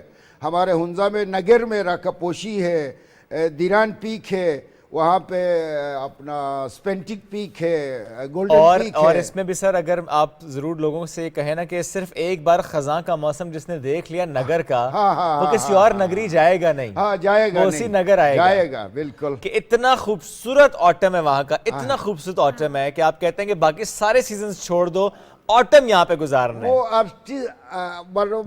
وہ آرٹیسن جو بناتے ہیں وہ اسی طرح نیچرلی وہ آپ کو سامنے نظر آئے گا. مطلب آپ ہنزا جائیں گے تو سامنے نگر ہے, نگر جائیں گے تو سامنے ہنزا ہے, ایسے ہی ہے. تو درمیان میں ایک دریائی نگر ہے اور دریائی ہنزا, اس کا کنفلوئنس ہے گنش کے مقام پہ. ہنزا میں ایک سب سے جو دا موسٹ پریمیٹیو ولیج, مطلب یہ جو ویسٹرن سلک روٹ پہ سب سے پہلے جو قدیم آبادی تھی وہ گنش گاؤں. تو گنش گاؤں پہ وہاں پہ یہ جو سنگم ہے 2 دریاؤں کا, وہاں سے پھر دریائی ہنزا بن کے گلگت چلا جاتا ہے. کیا بات ہے. تو اگر جو ہمارے گنش جو گاؤں ہے وہاں کو آپ وزٹ کر سکتے ہیں. پرانے تقریباً 1000 سال قدیم گاؤں ہے. تو وہاں پہ وہ آپ دیکھ سکتے ہیں. اچھا, ہنزا اور نگر سیر کر لی, اگلی منزل کیا ہونی چاہیے؟ اگلی منزل آپ کا بلتستان ہے. بلتستان میں دیکھیں کھپولو جو ہے وہ ایک تبتن سٹائل کا آرکیٹیکچرل ڈیزائن ہے. کھپولو میں آپ جائیں گے تو وہ کیونکہ وہ ان کا لینگویج بھی جو بلتی لینگویج ہے وہ تبتن لینگویج ہے. وہاں پہ سب سے بڑا ابھی ونٹر میں بڑے چانسز ہے وہاں پہ آئس ہاکی کے. وہاں پہ لوگ آپ کو بڑے ملنسار ملیں گے. وہاں کا جو سب سے ٹاپ کلاس کا جو سپاٹ ہے وہ چخچن ماسک ہے کھپولو میں. چخچن ماسک وہ کہتے ہیں, وہ لوکلز کہتے ہیں کہ وہ معجزاتی طور پہ تعمیر ہوا خود بخود رات کو. کسی نے نہیں بنایا وہ, تو وہ لوگوں نے شروع کیا, بنیادیں ڈالی. تو اس زمانے میں وہ رات کو اس کی دیواریں بنتی تھی. تو وہ بڑا میریکولس مسجد ہے وہاں پہ چخچن ماسک. تو وہ ہمارا ٹوریزم سپاٹ ہے وہاں پہ. تو اس کے علاوہ ہمارا شگر ویلی ہے. شگر ویلی تو یہ جو ہمارے پاس اللہ تعالیٰ نے ہمیں جو ہے 5-8 ہزار میٹر پہاڑ دیے ہیں اس ملک میں. بے شک. تو 14 میں سے دنیا میں, پوری دنیا میں 14 ہیں, اس میں سے 5 پاکستان میں ہیں. تو ان میں سے 4 شگر ویلی میں ہیں. تو K2, براڈ پیک, گشبروم 1, گشبروم 2 اور یہ کراکروم بالتورو گلیشیر. تو یہ وہاں پہ شگر ویلی سے آپ ہو کے جاتے ہیں تو یہ سارے ایڈونچر آپ کر سکتے ہیں. اور ایڈونچر سپورٹس میں بھی ہم دیکھ رہے ہیں سر گلگت میں بہت زیادہ فیسلٹیز ہیں, وہ چاہے ہم زپ لائنز نظر آئیں, وہ چاہے اور ایڈونچر سپورٹس نظر آئیں, کیونکہ ظاہر ہے وہاں نہ صرف موسم بلکہ جو پورے ایک ماحول ہے وہ اتنا پیارا ہے کہ آپ کو مزہ آتا ہے ایڈونچر سپورٹس کر کے. تو اس پہ وہاں پر لوکل کوئی کمیونٹی یا لوکل ہمیں ایسے گروپس نظر آ رہے ہیں ایکٹیولی جو کام کر رہے ہوں اس ونٹر سپورٹس کو مارکیٹ کرنے کے؟ آپ جس طرح خود بھی گئے لنڈن, اور اسی طرح سے اور ایڈونچر سپورٹس کو مارکیٹ کر رہے ہوں کہ پورے پاکستان سے لوگ آئیں بٹ باہر سے بھی لوگ آئیں کہ یہاں پر آ کے ایڈونچر سپورٹس کریں. ابھی دیکھیں یہ تو لوکلی سارے لوگ کرتے تھے. ابھی ہمارا میں 2-3 سال پہلے میں فیری میڈوز अभी यूरोपियन वो फ्रांस का एक टेलीविजन है TF1 आपने वो उनका चैनल है, वो मुझे लेके गए थे वहाँ डॉक्यूमेंट्री बनाने के लिए। अच्छा, तो वहाँ से भी लोग आना चाहते हैं वहाँ पे फेरी मेडोज में। तो वहाँ लोकल जो स्कूल्स हैं हमारे और जो एसोसिएशंस हैं वो अपने बच्चों को इंकरेज करते हैं कि वो विंटर टूरिज्म में आइस हॉकी करें और आइस बोर्डिंग करें, स्कीइंग करें। और अभी हमारे जो छोटे छोटे बच्चे हैं वो इतना उनके पास, जिस तरह आपने कहा, टैलेंट की कमी नहीं है, इतना टॉप क्लास का टैलेंट है उन पे, क्योंकि वो जो ही घर से बाहर निकलते हैं उनको आइस है वहाँ तो वो फिर सीखते हैं, तो उसी पे सीखते हैं। तो अभी रिसेंटली पिछले 2 सालों से ये कैनेडियन हाई कमिश्नर ने फंडिंग की है, क्योंकि वहाँ फंड की बहुत कमी है। तो उसकी वजह से उस कैनेडियन हाई कमिश्नर ने जो फंडिंग की है खपुलू में, हुंजा में और अपर हुंजा में और मुख्तलिफ जगहों पे उसने जो फंडिंग की है, उससे बहुत कुछ तब्दील हो गया ये 2 सालों के अंदर। मुझे उम्मीद है कि गिलगित बल्तिस्तान टूरिज़म का जो मिनिस्टर साहब हैं, टूरिज़म मिनिस्टर, उन्होंने भी बड़ी काविश की है। वो भी अभी अपना ये जो खपुल फेस्टिवल में उसने भी बड़ा किरदार अदा किया है। तो मैं मज़ीद कहूँगा कि गिलगित बल्तिस्तान टूरिज़म को कि विंटर टूरिज़म को डेवलप करने के लिए बहुत ज़्यादा किरदार अदा करे, क्योंकि जब विंटर टूरिज़म भी साथ साथ हमारा चलेगा तो हमारे हॉस्पिटैलिटी का जो सर्विस है वो अपना स्टैंडर्ड मेंटेन सस्टेन कर सकते हैं। और इसमें सर अगर हम वहाँ पे, चूंकि ज़रा आप खुद भी हॉस्पिटैलिटी इंडस्ट्री से मुंसलिक हैं, इस वक्त अगर हम गिलगित बल्तिस्तान की बात करें, हमारी कैपेसिटी क्या है, हम कितने टूरिस्ट आराम से कैटर कर सकते हैं, हमारे होटल्स और वहाँ पर जितना भी रिहाइश का इंतज़ाम है, हम किस कदर विंटर और समर दोनों में? यस, मतलब समर में हमारे पास हुंजा में तकरीबन हम कोई 15,000 बेड्स हैं हमारे पास। तो विंटर में वो रिड्यूस होके हमारे पास से 1500 बेड्स होंगे। इतना फर्क पड़ता है। और वैसे अगर आप जैसे पिछले सालों की बात करते 60s की 70s की, तब से अगर कंपेयर करें 2022 में टूरिज्म कैसा रहा और अभी 2030 में जो एक्सपेक्टेशंस है, इसमें कितना रेवोल्यूशन आया? वो आप सही बता रही हैं। हमारे पास 80s में 90s में हुंजा में 1 या 2 होटल होते थे, जो उनके पास 5 कमरे 6 कमरे होते थे टोटल। ये टूरिज्म था वहाँ पे।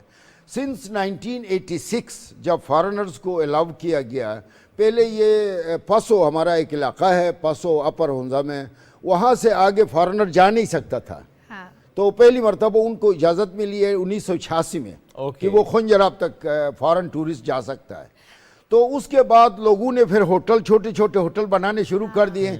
अभी इस वक्त का सूरत हाल ये है कि वहाँ पे मुझे अफसोस भी होता है, मैं टूरिज़म का आदमी हूँ, टूरिज़म ज़्यादा होना चाहिए लेकिन सस्टेनेबल टूरिज़म होना चाहिए। वहाँ पे टाउन प्लानिंग नाम की कोई चीज़ ही नहीं है। मतलब कोई 4 कनाल के खेत में एक 5 कमरों का होटल बना के बस वो, लेकिन over the period of time हमने बहुत से टारगेट अचीव किए, जैसे सीपैक की वजह से, ट्रांसपोर्टेशन बेहतर होने की वजह से हमने कराकोरम हाईवे की वजह से हमारी जिंदगियां तब्दील हुई है। बिल्कुल हमारा लाइफस्टाइल कराकोरम हाईवे की वजह से, उससे पहले गुर्बत की इंतहा थी उस इलाके में। अभी भी हमारा जो चाइना के साथ जो है, मैं कई दफ़ा मुख्तलिफ कॉन्फ्रेंसेस में हर मिनिस्टर को, वज़ीर आज़म को भी मैंने 2-3 दफ़ा बताया, पिछले वज़ीर आज़म को भी, इस वज़ीर आज़म को भी मैंने बताया कि चाइना से जो हमारे टूरिस्ट आते हैं, कोई 35 लाख लोग खुंजराब विज़िट करते हैं उस तरफ से, तो चाइना की तरफ से। तो उनमें से अगर 10 लाख भी हमारे गिलगित की तरफ आ जाएं, क्योंकि खुंजरा पास है, तो मैंने उनको कहा कि 96 आवर्स का 96 घंटे का जो ट्रांजिट वीज़ा होता है वो उनको सस्त पे ऑन अराइवल चाइनीज को दे दिया जाए। अच्छा, अभी ऑन अराइवल नहीं है। अभी पाकिस्तान में ऑनलाइन वीज़ा है, लेकिन उसमें भी काफ़ी टाइम लगता है उसमें। तो अभी हमारी जो सराउंडिंग कंट्रीज़ है, जैसा इंडिया है, बांग्लादेश है, मालदीव है, नेपाल है, श्रीलंका, ये सब ऑन अराइवल वीज़ा देते $25 लेके। तो सिवाय वाहिद मुल्क है पाकिस्तान जहाँ पे ऑन अराइवल वीज़ा बंद किया हुआ है। ये एक ज़माने में पहले था सर, पहले था खुंजराब पे ही नहीं, खुंजराब पे नहीं, कहीं पे भी था। ये 26 ममालिक के लिए ऑन अराइवल वीज़ा अलाउ था। ओके, ये सिर्फ अगर ये ऑन अराइवल वीज़ा, सिर्फ अगर ये ऑन अराइवल वीज़ा हो जाता है तो आपको लगता है कि इससे टूरिज्म पे बहुत ज़्यादा बूम आएगा, ज़्यादा बूस्ट आएगा। क्या हमारा इंफ्रास्ट्रक्चर इसको सपोर्ट कर पाएगा फौरन से? देखिए, जब वो टूरिस्ट आना शुरू हो जाएंगे तो इंफ्रास्ट्रक्चर खुद ब खुद आपके पास इन्वेस्टर भी आएंगे। लेकिन सर ये जो फ्लो आएगा एकदम से ऑन अराइवल वीज़ा, यहाँ पे एक हर्डल हमें ये जो टेररिज्म की वेव बीच में आ रही थी, फिर बहुत सारे फैक्टर्स इन्वॉल्व हो जाते हैं ना, बहुत सारी जगहों पे आपको क्लियरेंस की ज़रूरत पड़ती है, कंट्री टू कंट्री जो हमारी क्लियरेंस होती है, जो हमारी इंटेलिजेंस शेयरिंग होती है, उससे बड़ा इम्पैक्ट आता है। तो अगर ऑन अराइवल कर दिया जाए तो मेरा ख्याल है हर्डल्स बढ़ जाएंगी। नहीं, देखें, हम तो बड़े मशकूर हैं, हमारे फौजी क़यादत फौज ने ये जो अपना टेररिज्म को ख़त्म किया है वजीरिस्तान में, उनकी इसकी वजह से आज जो टूरिज्म जो कुछ थोड़ा बहुत हो रहा है वो उसकी मरहूम मिन्नत है, उसकी मरहूम मिन्नत है, वरना हमारा क्या हाल होना था यहाँ पे। तो लेकिन देखें, उसके लिए भी अभी मैं आपको बता दूं, दुनिया में टूरिज्म से सबसे बड़ा अमेरिका है मुल्क, वो 210 अरब बिलियन डॉलर कमाता है सिर्फ टूरिज्म से। इंग्लैंड 52 बिलियन डॉलर कमाता है, फ्रांस 68 बिलियन डॉलर कमाता है, और ये जो आपका इंडिया है 32 बिलियन डॉलर कमाता है। और हमारे पास पोटेंशियल टर्की जो है, टर्की 29 बिलियन डॉलर कमाता है, और पाकिस्तान को आप परेशान होंगे, हम सिर्फ 35 करोड़ रुपए कमाते हैं और इंटरनेशनल टूरिज्म से। तो अब ये सारे ममालिक, ये जो डेवलप्ड कंट्रीज है यूरोप में, इतने बिलियन डॉलर्स वो कमाते हैं। मैं अगर हमारा जो टूरिज़म पॉलिसी को सही तरह मुल्क में इसको देखें, हमारे पास एक इंटरनेशनल टूरिज़म कॉन्फ्रेंस समर में बनाएं, एक इंटरनेशनल टूरिज़म विंटर के लिए करें, और हम लोगों को लेके आएँ। तो वो पाकिस्तान में हमारा इंटरनेशनल टूरिज़म कॉन्फ्रेंस हो, उनको हम राग़िब करें, और हम वीज़ा के जो मसाइल है वो हल करें, ऑन अराइवल वीज़ा दे दें। तो ये जो कर्ज़े आपका 100 बिलियन डॉलर आपका कर्ज़ा है, या 120 बिलियन डॉलर पाकिस्तान का कर्ज़ा है, ये 3-4 सालों में आपका सिर्फ टूरिज्म से ही फारिग कर सकते हैं। और इसमें सर हम स्टेप्स ले तो रहे हैं। अब फॉर एग्जांपल स्कर्दू एयरपोर्ट हमने इंटरनेशनल किया, उसको उस पे इम्प्लीमेंट की जरूरत है, तो बिल्कुल है, वो उसको और अपग्रेड करने की जरूरत है। ज़रा उसमें और फ्लाइट्स वहाँ पर आ सकें, और उसमें ज़रा अगर जो फ्लाइट्स हैं उसमें हम देखें नए नए पैकेजेस आते चले जाएंगे तो फिर इंटरनेशनल टूरिज्म के लिए एयरलाइन बेहतर होगा इंशाल्लाह। अभी ये गवर्नमेंट तो कोशिश कर रही है बहुत ज़्यादा, तो उसमें साथ साथ अगर इस गवर्नमेंट को मजीद मेरे ये जो तजावीज़ भी अपने वो उसमें रख दें इंशाल्लाह सर, आपकी अच्छी तजावीज़ है, बेहतर करेगा। और देखें ये वाले अपना देखें, मैं तो पूरे आधी दुनिया में ट्रेवल किया है, सबके नज़रियात मुझे मालूम है कि वो क्या चाहते हैं हमारे मुल्क में। अब उनको फैसिलिटीज़ आप जिस तरह आप खुद बखूबी वाकिफ़ है, आप दोनों माशाल्लाह से, आपने जिस तरह से बात की गिलगित बल्तिस्तान की, वहाँ पे हॉस्पिटैलिटी की, मतलब टूरिस्ट जाता है उसको फैसिलिटीज़ मिलनी चाहिए। बिल्कुल, हमारे कई किस्म के टूरिस्ट होते हैं। एक एडवेंचर टूरिस्ट होता है, वो चलो सर्दी भी गुजार सकता है। एक नॉर्मल टूरिस्ट होता है, वो सिर्फ जिस तरह आपने कहा कि वो जाके एक जगह देख के वो अल्लाह ताला के नज़ारा देखे, तो वो इस तरह के हमारे पास तो हर तरह के टूरिस्ट को फैसिलिटेट हमें करना है। एडवेंचर टूरिस्ट तो अपने साथ कैंप भी ले जाएगा, लेकिन फैमिली के साथ जो जा रहा है उससे चाहिए वहाँ पे होटल, वहाँ पे ऐसा निज़ाम, ऐसे कूजी कमरे के वो ज़रा रिलैक्स होकर वहाँ पे बच्चों के साथ जा सके। बट ज़ाहिर विंटर टूरिज्म की जब हम बात करते हैं तो आपको अपने आप को फिर इक्विप करना होता है, गर्म कपड़े और चीज़ें साथ लेकर जानी पड़ती है। बिल्कुल बहुत ज़्यादा जरूरी है, और ठंड बहुत ज़्यादा है। ठंड बहुत ज़्यादा। Thank you very much for joining us today, बड़ा अच्छा लगा सर, हमेशा अच्छा लगता है आपसे बात करके। मेहरबानी, चले बहुत शुक्रिया। आपके विसातत से, पीटी की विसातत से पूरा पाकिस्तान को जो है ना, हम विंटर टूरिज्म के बारे में हमने बताया। हम कोशिश करेंगे सर कि इंशाल्लाह अगर मौका लगा तो विंटर टूरिज्म पर ही हम जाएंगे, और किसी वही जमी हुई झील से मैं और सलमा की सीटियां मार के स्कीइंग कर रहे हो, आइस हॉकी खेल रहे हो, कुछ वापसी में कमर भी साथ ले जाएं, हुंजा ले जाएं। कमर के साथ जो होगा सर बात की बात है, एक दफा तो हम सारे एडवेंचर करके आएंगे। बस आपको मेरा इनविटेशन है। चलिए इंशाल्लाह जरूर सर, जज़ाकल्लाह फॉर दैट, इंशाल्लाह विल डू दैट। नाज़रीन ब्रेक की तरफ बढ़ना, न्यूज़ ब्रेक, वापस आएंगे, साथ रहिए।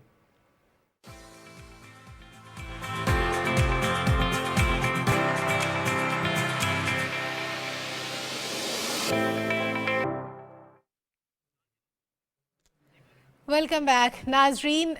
डेली तकरीबन हम कोशिश करते हैं कि इकबाल की जो तालीमात हैं उनसे इस्तेफादा कर सकें, हम भी कुछ सीखें, हमें देखने वाले भी कुछ सीखें। और ये जो बड़ा एक खूबसूरत सा सिलसिला पिछले कुछ अरसे से चल रहा है कि हम डेली अपने उन लोगों को याद करते हैं जिन्होंने हमें बहुत कुछ सिखाया। जब हम इकबाल की बात करें तो इकबाल सिर्फ एक शायर नहीं है, वो मुफक्किर भी हैं, वो हकीम भी है और कलीम भी, वो खुदी का पैगंबर भी है और बेखुदी का रमज शनास भी।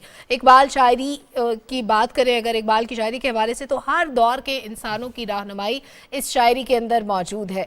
अल्लामा मोहम्मद इकबाल की शायरी को ना सिर्फ मुसलमानों के लिए बल्कि पूरी दुनिया के लिए एक बेहतरीन तोहफा करार दिया जाए तो गलत ना होगा, क्योंकि इकबाल एक आफाकी शायर थे। दौर हाजिर में भी इकबाल की तालीमात और शायरी हमारे लिए एक मशले राह की हैसियत रखती है। इकबाल की नज़र में दुनिया का कोई भी माशरा हो वो इक्तसादी तरक्की नहीं कर सकता, माशरती तरक्की नहीं कर सकता अगर फलाह व बहबूद की मनाजिल तय ना करे। तो इकबाल की तालीमात को छोड़ के आगे नहीं चला जा सकता। जहाँ जहाँ हमें तरक्की की बात करनी है, जहाँ जहाँ हमें तरक्की के ज़ीने तय करने हैं, वहाँ हमें इकबाल से कंसल्ट करना पड़ेगा। बिल्कुल, और इसी अहम मौजू पर बात करने के लिए इकबाल की शायरी, उनका कलाम, उनकी फ़िक्र, उनकी सोच, उनका नज़रिया, उनकी फ़िलासफ़ी, इस पर बात करेंगे। प्रोग्राम में हमें ज्वाइन कर रहे हैं प्रोफेसर डॉक्टर फ़खरुल इस्लाम साहब, माहिर इकबालियात हैं, पेशावर से आपने ज्वाइन किया। सर बहुत शुक्रिया आपके वक्त का।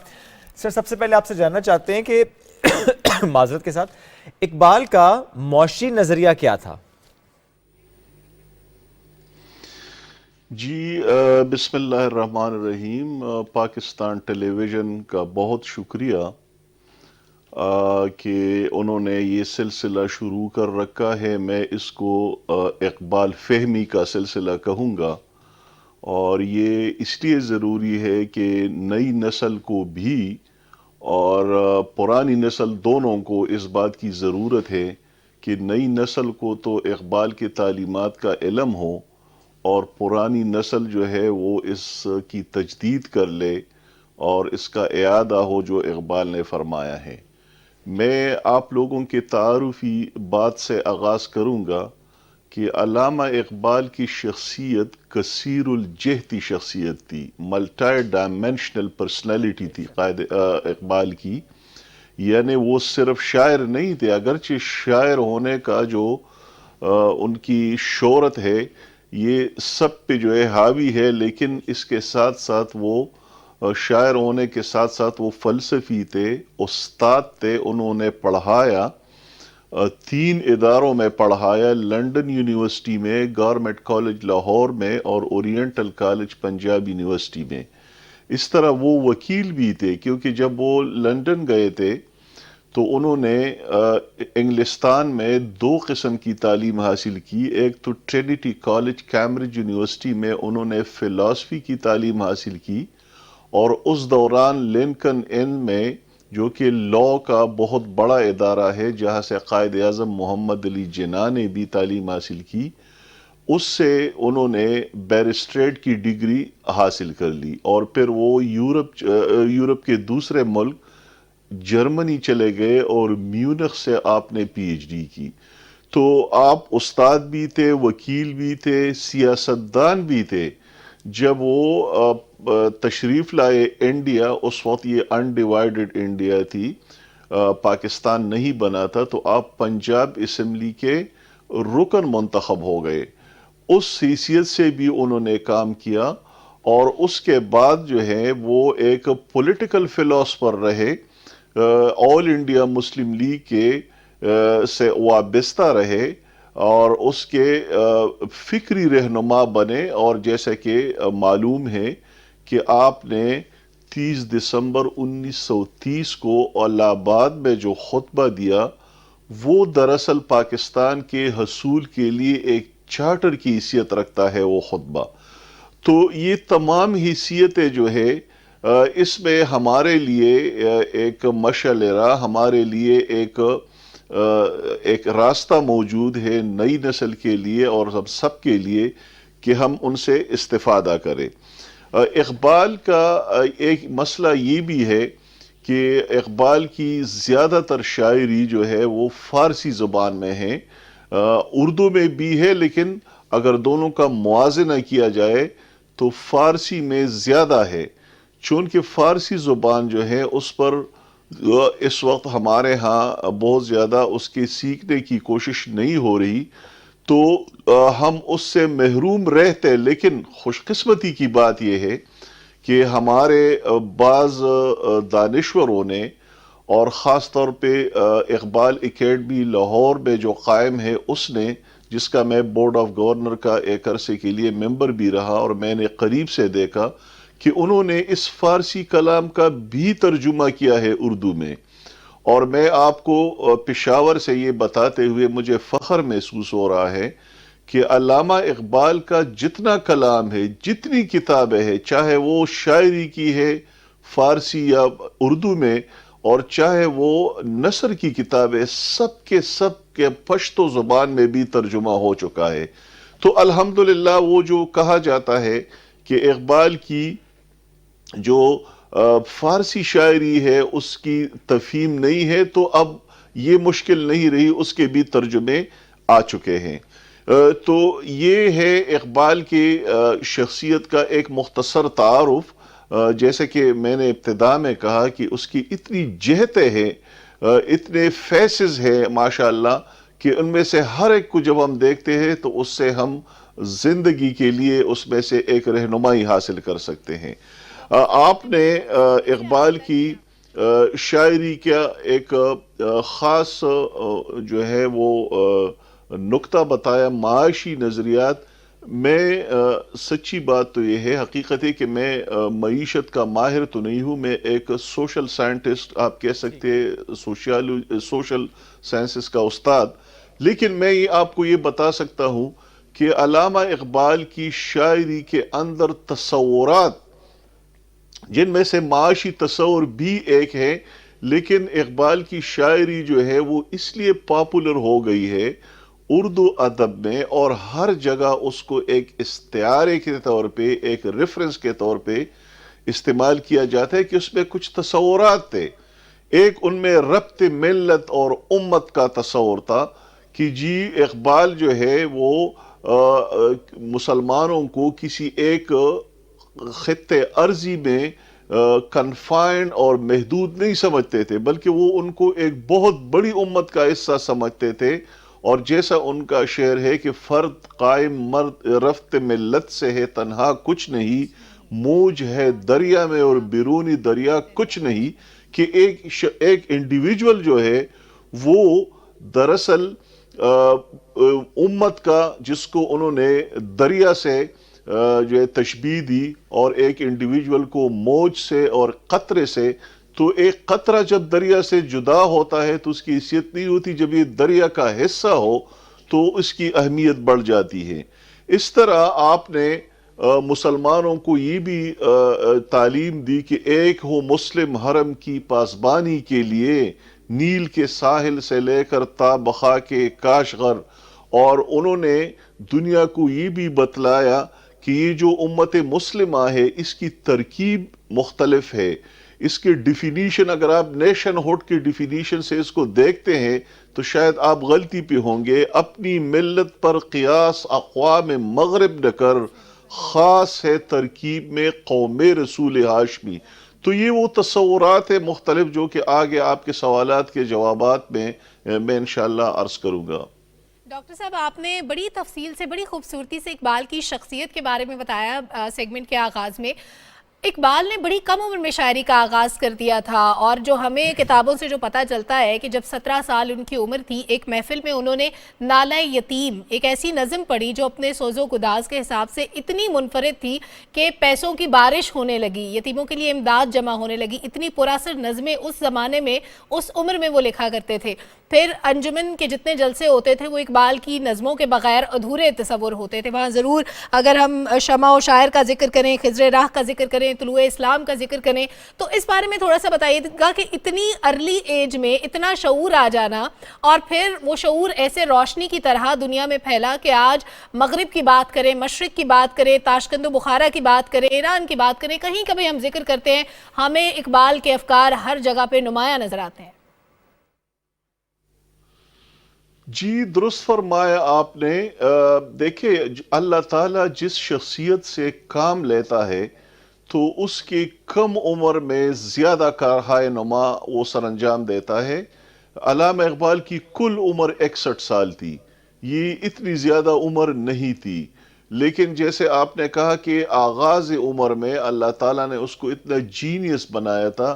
اس کے اصل میں ایجوکیشن کا جو سلسلہ ہے اس کو اگر ہم دیکھیں کہ ان کو سیالکوٹ میں جو ان کی جائے پیدائش ہے وہاں پر بھی ان کو اچھے اساتذہ ملے، جہاں پہ انہوں نے قرآن پاک کی، فارسی زبان کی، عربی زبان کی اور فقہ وغیرہ کی اسلامی تاریخ کا مطالعہ کیا، اور پھر جب وہ لاہور منتقل ہو گئے تو بہت اچھے تعلیمی ادارے گورنمنٹ کالج میں انہوں نے تعلیم حاصل کی، تو اور اس کے بعد ان کا جانا ہوا یورپ کی طرف۔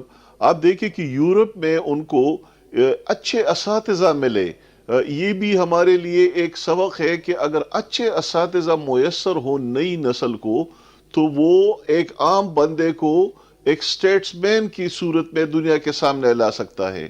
یعنی لنڈن میں ان کو سر عبدالقادر جیسے استاد ملے، پروفیسر آرنلڈ ملے، نکلسن ملے، اس طرح اور بھی اساتذہ تھے جن سے انہوں نے اکتساب فیض کیا، حاصل کیا، اور وہ اتنے ان کا دماغ جو ہے وہ اتنا پختہ ہوا اور اس کے اندر جو ہے سوچنے سمجھنے کی اور تجزیہ کی صلاحیت اتنی بڑھ گئی کہ واقعی انہوں نے جب شاعری کی تو شاعری بھی انہوں نے ایسی کی جس میں ایک میسج تھا۔ دیکھیں ادب کے بارے میں، شاعری اور ادب دونوں کے بارے میں دو نظریات ہیں۔ ایک نظریہ یہ ہے کہ ادب برائے ادب، یعنی آپ اگر کوئی شعر سنتے ہیں یا کوئی فکشن ناول دیکھتے ہیں یا کوئی بھی جو ہے نا رائٹنگ آپ پڑھتے ہیں تو وہ آپ صرف مزے کے لیے اور انٹرٹینمنٹ کے لیے پڑھتے ہیں۔ یہ ہے وہ نظریہ جس کو ادب برائے ادب کہتے ہیں۔ یہ بھی ایک پہلو ہے ادب کا، اس سے میں انکار نہیں کرتا، لیکن دوسرا نظریہ یہ ہے کہ ادب برائے زندگی، کہ ادب جو ہے ایک مقصد کے لیے ایک میسج ہو اس میں۔ تو اقبال کی شاعری میں سمجھتا ہوں اور ان کی تمام تر نثر نگاری بھی وہ ادب برائے زندگی کے زمرے میں آتے ہیں۔ تو اس لیے انہوں نے جو شعر کہا، انہوں نے جو کچھ کہا، اس کے اندر ایک میسج تھا۔ انہوں نے دیکھیں ان کی سب سے بڑی خوبی یہ ہے ان کی شاعری کی کہ انہوں نے نوجوان نسل کو مخاطب کیا۔ دراصل نوجوان نسل ہی ایک قوم کو اٹھا سکتی ہے۔ جو پرانے لوگ ہیں وہ تو اپنی خدمات انجام دے چکے ہیں اور ان کا احترام کرنا چاہیے، ان کا اعتراف کرنا چاہیے، لیکن آنے والا وقت تو نوجوانوں کا ہے۔ اس لیے اقبال نے نوجوانوں کو مخاطب کیا اور ان کا جو مشہور نظم ہے کہ خطاب بجوانان اسلام، اس میں تو وہ مسلمان نوجوانوں کو تاریخ کی سے شناسا کرتے ہیں اور کہتے ہیں کبھی اے نوجواں مسلم تدبر بھی کیا تو نے، وہ کیا گردو تھا تو جس کا ہے ٹوٹا ہوا تارا۔ کیا خوبصورت انداز ہے کہ مسلم نوجوان، کبھی آپ نے سوچا ہے کہ وہ کون سا آسمان تھا جس سے ایک تارے کی صورت آپ ٹوٹ کے گرے ہیں؟ وہ آسمان تو کہکشانوں سے بھرا پڑا تھا، آپ اس سے گرے پڑے ہیں۔ مطلب آپ کا جو دور تھا آپ کے امت کا، آپ اس کا ایک حصہ ہے۔ تو وہ اصل میں نوجوانوں کو احساس دلاتا ہے، اس کو جو پاسٹ گلوری ہے اس کی طرف لے جاتا ہے، اور پھر کہتے ہیں کہ یاد رکھے کہ تجھے اپنے آبا سے اپنی کوئی نسبت ہو نہیں سکتی، کہ تو گفتار وہ کردار، تو ثابت وہ سیارہ۔ وہ کتنا خوبصورت استعارہ استعمال کرتے ہیں کہ وہ گفتار کے غازی نہیں تھے، آپ گفتار کے غازی ہیں، وہ تو کردار کے غازی تھے، اور تو ثابت ہے، جامد ہے، ایک جگہ پہ رک گئے ہیں، اور وہ سیارے کی طرح جو ہے وہ حرکت میں ہوتے تھے ترقی کے لیے، رفعت پانے کے لیے۔ تو یہ ان کی شاعری ہے، اور آپ نے درست فرمایا کہ انجمن حمایت اسلام کا جو پلیٹ فارم تھا، وہ نہ صرف یہ کہ اقبال کی شاعری کے لیے ایک بہترین پلیٹ فارم ثابت ہوا، بلکہ وہی سے اقبال نے جو ہے پبلک لائف، پولیٹیکل لائف جو ہے نا اس کی بھی تعلیم حاصل کی، اور وہی سے جو ہے وہ آگے سیاست میں بھی آ گئے۔ بالکل ٹھیک۔ اور سر اگر ہم آج کے دور کو سمجھیں اور آج کے مسائل کی بات کریں, اور جس طرح آج ہم کہتے ہیں کہ ہمارا نوجوان, اس کی فکری رہنمائی کی بھی ضرورت ہے, اس کی نظریاتی رہنمائی کی بھی ضرورت ہے, اس کی تربیت کی بھی ضرورت ہے, فقدان ہے. اقبال کی تعلیمات سے تو ظاہر ہے ہم دور ہوئے, بہت سی وجوہات ہیں اس کے پیچھے. اچھا استاد کا نہ ہونا, نصاب میں کم اس کا ہونا, اس کو اتنا پڑھایا نہ جانا, اور پھر جب آپ نے خود ذکر کر دیا آغاز میں کہ چونکہ زیادہ ان کا جو کام ہے فارسی زبان میں, بھلے پشتوں میں ترجمہ, لیکن ظاہر ہے تراجم کی کمی بھی رہی, تراجم نہ تھے, پڑھ نہ پائے, سمجھ نہ پائے, سیکھ نہ پائے. آج کے دور میں کیسے کنیکٹ کر سکتے ہیں ہم, آج کا نوجوان اور اقبال کنیکٹ کیسے کر سکتے ہیں؟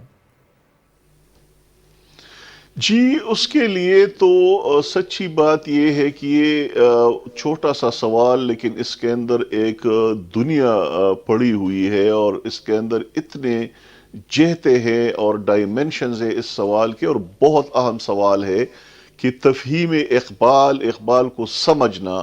ایک تو جو پاکستان ٹیلی ویژن کر رہا ہے, میں سمجھتا ہوں کہ میڈیا اس سلسلے میں بہت اہم رول ادا کر سکتا ہے, جس میں پی ٹی وی اپنا کردار ادا کر رہا ہے. اور میں آپ کے توسط سے دیگر چینل سے بھی یہ گزارش کروں گا کہ بھلے وہ اپنا پروگرامات چلائے, لیکن ایک جیسے کہ کہا گیا ہے کہ جو میڈیا ہے یہ ایجوکیشن اور انفارمیشن اور انٹرٹینمنٹ کے لیے ہے. تو اس میں اگر ہم ایک بیلنس رکھیں اور ایجوکیشن کے جو سیگمنٹ ہے اس کے اندر اقبالیات کو جگہ دے دے, تو میرے خیال ہے ایک تو میڈیا کا کردار ہے. دوسرا یہ ہے کہ جو ہمارے دانشور ہیں ان کو بھی ضرورت ہے کہ وہ اقبال پہ کام کرے. اقبال کی شخصیت سمندر جیسی ہے, اب تک جتنا کام اقبال پہ ہوا ہے وہ یوں سمجھ لیجئے کہ سمندر سے کچھ قطرے ہم نے الگ کر لیے ہیں, باقی بھی ایسے حصے ہیں جس پر کام کیا جا سکتا ہے. اور تعلیمی اداروں کو چاہیے کہ وہاں پہ جتنے پروگرامات ہوتے ہیں, ظاہر ہر پروگرام کی اپنی اہمیت ہوتی ہے. ہمارے اور بھی اسلاف ہے, قائد اعظم محمد علی جناح ہے, ان سے پہلے جو ہے برطانوی ہند کے اندر جدوجہد کرنے والے دیگر رہنما ہے, لیکن اقبال جو ہے وہ مصور پاکستان ہے. اقبال نے تصور دیا پاکستان کا, اور اقبال کے اشعار گرما دینے والے ہیں. یہ نوجوانوں میں جو ہے وہ احساس فرض کا اور ملک کے لیے کچھ کام کرنے کے لیے اگر آپ تیار کرنا چاہتے ہیں تو اس کے لیے ایک کیٹلسٹ کا کردار ادا کر سکتے ہیں اقبال کی تعلیمات اور اس کی شاعری. تو میرا خیال یہ ہے کہ بحیثیت قوم ہمیں نہ صرف یہ کہ حکومت پہ اکتفا کرنا چاہیے, بلکہ سول سوسائٹی کو بھی علامہ اقبال کی تعلیمات کو عام کرنے کے لیے آگے آنا چاہیے. ظاہر ہے جب یہ کام ہم مل کے کریں گے, حکومتی ادارے اور غیر سرکاری ادارے, تعلیمی ادارے, میڈیا اور جتنے بھی سوسائٹی کے مختلف سیگمنٹس ہیں, تو انشاءاللہ جیسے آپ نے اپنے سوال میں یہ آرزو آپ ظاہر کی, اور میری بھی یہی آرزو ہے, انشاءاللہ اس کی تکمیل ہو سکتی ہے. انشاءاللہ ضرور ہوگا. ہماری چھوٹی سی یہ کاوش ہے, اور مجھے امید ہے کہ دیگر میڈیا چینلز ظاہر ہے ان کی اپنی کچھ لیمیٹیشنز بھلے ہوں, لیکن یہ بڑا اہم ہے اس پر سوچنا, کام کرنا کہ آج کے نوجوان کی جو تربیت ہے وہ ہم اقبال کی سوچ سے, ان کی فکر سے, ان کی تعلیمات سے, کلام سے کر سکتے ہیں. بہت شکریہ ڈاکٹر صاحب, ساتھ موجود تھے آپ, اور اس سے متعلق آج کا ہمارا جو سیگمنٹ اقبال سے جڑا, ان کے افکار سے جڑا, تعلیمات سے جڑا, اس پر ہم سے گفتگو کر رہے تھے. ناظرین بڑھتے ہیں آگے. جو ہم نے پروگرام کے آغاز میں بات کی تھی نا موسم سے متعلق, اور ہم نے ڈی جی میٹ صاحب کو بھی آج ٹیلی فون لائن پر لیا, اور انہوں نے بھی کچھ بات کی ہم سے کہ حالات کیا ہیں اور موسم جو ہے وہ کیسا ہونے والا ہے. لیکن اس میں اگر ہم بات کریں نا کراچی کے ویدر مین جواد میمن, ان کی انہوں نے تو خود سے سارا سسٹم لگایا ہوا ہے, بڑا ہی وہ سٹڈی کر رہے ہوتے ہیں ویدر کو, سسٹمز کو, کہاں سے کون سا سسٹم آ رہا ہے, کتنا طاقتور ہے, کتنا برسے گا, کہاں برف باری, کہاں پر بارش, کہاں موسم کیسا ہونے والا ہے. تو آج اس سسٹم کی بات بھی کرتے ہیں کہ کیا یہ سسٹم ایٹ پار ہے, اور کیا یہ سسٹم جو پاکستان میں موجودہ سسٹم ہے جو ہمارے اداروں کے پاس ہے اس سے ڈیفرنٹ ہے, اور کیسے کیلکولیٹ ہوتا ہے, اور کتنے آورلی جو ہیں وہ کیلکولیشنز ہو رہی ہوتی ہیں. تو جواد صاحب نے جوائن کر. جواد بھائی گڈ مارننگ, کیسے ہیں آپ؟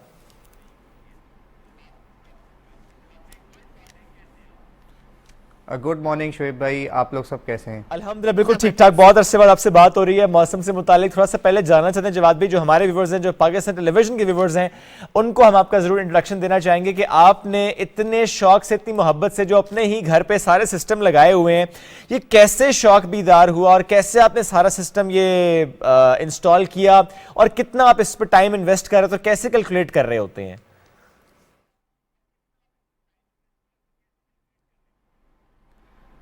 शोएब भाई, सबसे पहले तो आपका और पीटीवी की पूरी टीम का बहुत बहुत शुक्रिया कि आप लोगों ने इनवाइट किया। सवाल की आपकी तरफ चलते हैं तो तकरीबन मुझे 10 से 12 साल हो गए हैं इस शौक़ को चल लेते हुए। काफ़ी अरसे पुरानी, तकरीबन 2008 या 2009 की बात है। उस वक्त हमारी ACCA की स्टडीज़ चल रही थी और नए नए जो है उस वक्त ब्रॉडबैंड आए थे। तो वहाँ पर किसी ने, जैसे ही उस वक्त ये सोशल मीडिया इतना ज़्यादा एक्टिव नहीं था, एक ऐसे ही इंटरनेट फोरम्स हुआ करते थे, वहाँ पर किसी ने ऐसे ही सवाल कर दिया कि बारिश काफ़ी तेज़ हो रही है और इंटरनेट अगर बंद हो गया तो स्टडीज़ में हर्डल हो सकते हैं। तो मैंने एज अ रिप्लाई छोटा सा जो है वो वहाँ पर किया कि इंशाल्लाह आधे एक घंटे में जो है वो बारिश ख़त्म हो जाएगी और एज सच कोई इंटरनेट के हवाले से प्रॉब्लम्स नहीं होंगी, स्टडीज़ में कोई एज सच हर्डल्स नहीं आएंगी। तो ये एक बचपन से ही शौक़ था।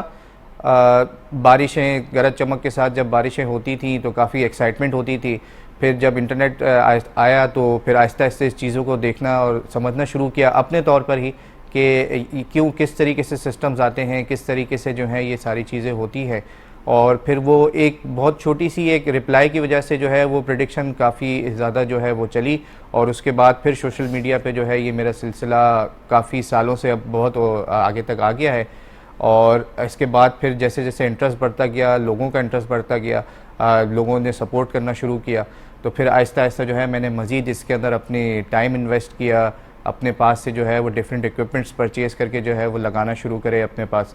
और अब ये है कि इस वक्त कराची में जो है वो एक जदीद वेदर स्टेशन जो है मेरे घर पे मौजूद है। इसी तरीके के lightning detectors, air quality monitors और इस तरीके की अलग अलग जो हैं चीज़ें हैं जो रियल टाइम जो है वो ऑनलाइन आपको भी और मुझे भी जो है वो डेटा फराहम कर रही होती हैं। Very nice. जवाद साहब, आज सुबह मैं और शोएब भी आपस में डिस्कस कर रहे थे तो मेरा भी ऐसे ही मासूमाना सा सवाल था कि ये इतना सारा इक्विपमेंट लगा के जवाद साहब आखिर करते क्या हैं? तो आपने बताया शौक था, इस शौक को अब आप कैसे साथ लेके चल रहे हैं, इससे फ़ायदा कैसे उठाते हैं, क्योंकि बड़ा यूनिक शौक है आपका?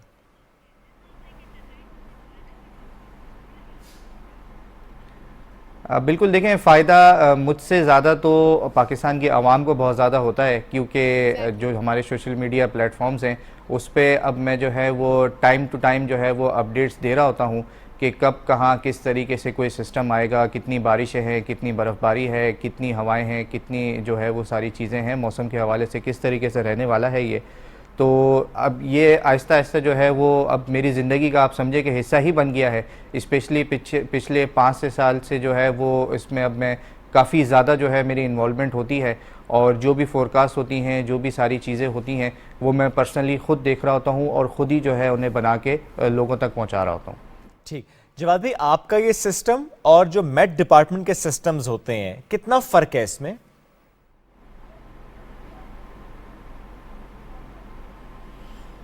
शोएब भाई, काफ़ी ज़्यादा फ़र्क है। बेसिकली मेट डिपार्टमेंट के पास तो जो है वो जदीद सिस्टम्स हैं और प्रोफेशनल सिस्टम्स हैं जो बड़े बड़े एरियाज़ को और शहरों को और एक वाइड स्प्रेड जगहों को जो है वो कवर कर रहे होते हैं। हमारे पास जो सिस्टम मौजूद है वो बेसिकली पर्सनल वेदर स्टेशन कहलाता है। ये अमूमन जो है वो घरों पे, ऑफिसेस पे और फैक्ट्रीज़ वगैरह में लगता है।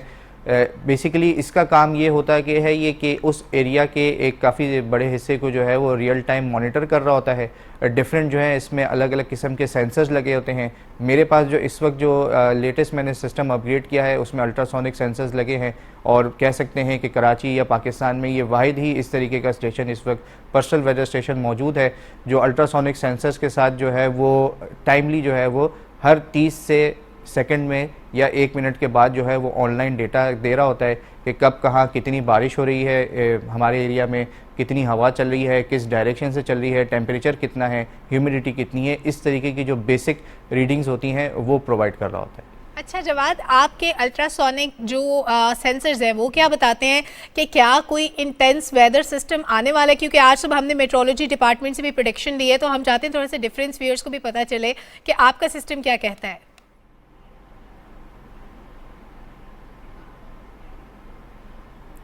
دیکھیں سلمہ، یہ جو میرا سسٹم ہے یہ بیسیکلی ہمارے ایریا کا جو ریئل ٹائم ویدر ہوتا ہے اسے ریکارڈ کر رہا ہوتا ہے. بات آپ کے سوال کی کہ سسٹمز آ رہے ہیں، تو بالکل اس حوالے سے جو ہے وہ ڈیفرنٹ ماڈلز اور گراؤنڈ کنڈیشن اور ونڈ فارم انالیسس کے حساب سے جو ہے وہ ہم پریڈکٹ کرتے رہتے ہیں کہ اس ٹائم پہ اس شدت کا جو ہے وہ سسٹم جو ہے وہ ملک میں داخل ہوگا.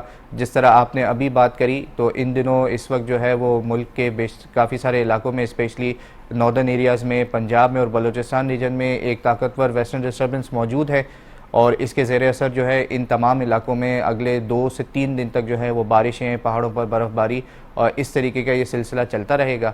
اور اس سسٹم کے فوراً بعد جو ہے وہ ایک سردی کی لہر بھی جو ہے وہ طاقتور سردی کی لہر ملک میں داخل ہوگی. تو اس طریقے کی ڈیفرنٹ پریڈکشنز جو ہیں وہ ہم آلریڈی کرتے آ رہے ہیں. ٹھیک ہے جواد بھائی، جو ونٹر کی پیک ہے، جو سردی کی شدت ہے، وہ ہمیں جنوری کے اینڈ پہ نظر آئے گی.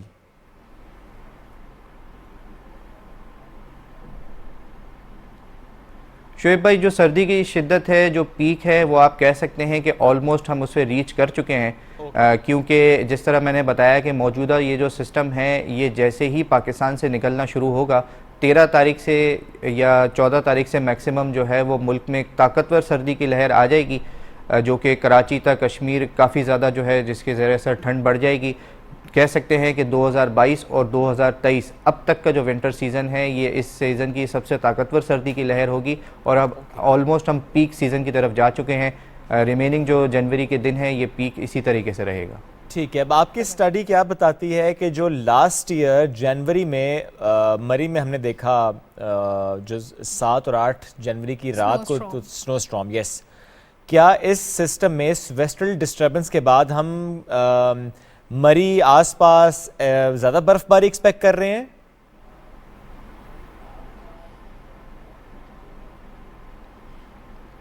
بالکل شعیب بھائی، یہ جو موجودہ سسٹم ہے اس کے زیر اثر مری، گلیات اور اس کے آس پاس کے جتنے بھی جو سیاحتی مقامات ہیں، اسپیشلی ناردرن ایریاز میں بھی جو اسپیشلی سیاحتی مقامات ہیں، وہاں پہ کافی اچھی برف باری کا امکان ہے. ماڈریٹ سنو فال جو ہے اس کے تو وائڈ سپریڈ چانسز ہیں.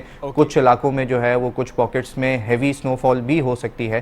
تو خیر اللہ نہ کرے اس طریقے کی کوئی سچویشن ہو، لیکن اس سے سملر تھوڑا بہت ایونٹ جو ہے وہ ممکن ہے، یا اس نوعیت کی آپ کہہ سکتے ہیں کہ جو ہے وہ برف باری رہے گی.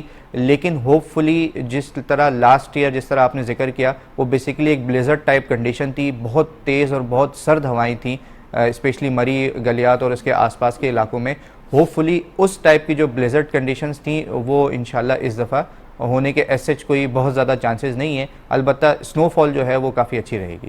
اچھا، ہم کچھ فیک نیوز، کچھ رومرز دیکھ رہے تھے سوشل میڈیا پہ کہ ابھی جیسے آپ نے بتایا کہ کچھ بارشیں وغیرہ ایکسپیکٹڈ ہیں، لیکن کہا یہ جا رہا تھا فلڈ لائک سچویشن بھی ہو سکتی ہے راولپنڈی، اسلام آباد میں. Is that true? آپ کے سسٹم میں کچھ ایسی پریڈکشن ہے؟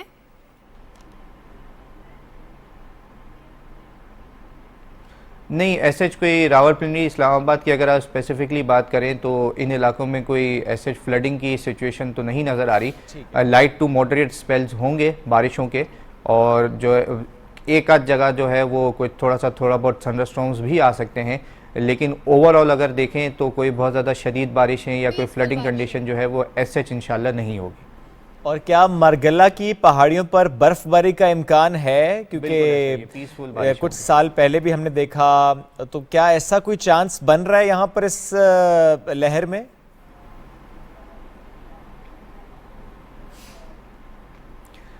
شعیب بھائی، پاسبلٹی ہے، لیکن اوور آل جو ہے وہ لو پاسبلٹی ہے کہ مرگلہ کی پہاڑیوں پر ایس ایچ کوئی برف باری ہو، کیونکہ سسٹم تو موجود ہے اور اس کے زیر اثر ان علاقوں میں جو ہے وہ بارشیں بھی ایکسپیکٹ کی جا رہی ہیں، اگرچہ لائٹ ٹو ماڈریٹ ہیں اور ایک آدھ تھنڈر اسٹارم ہیں.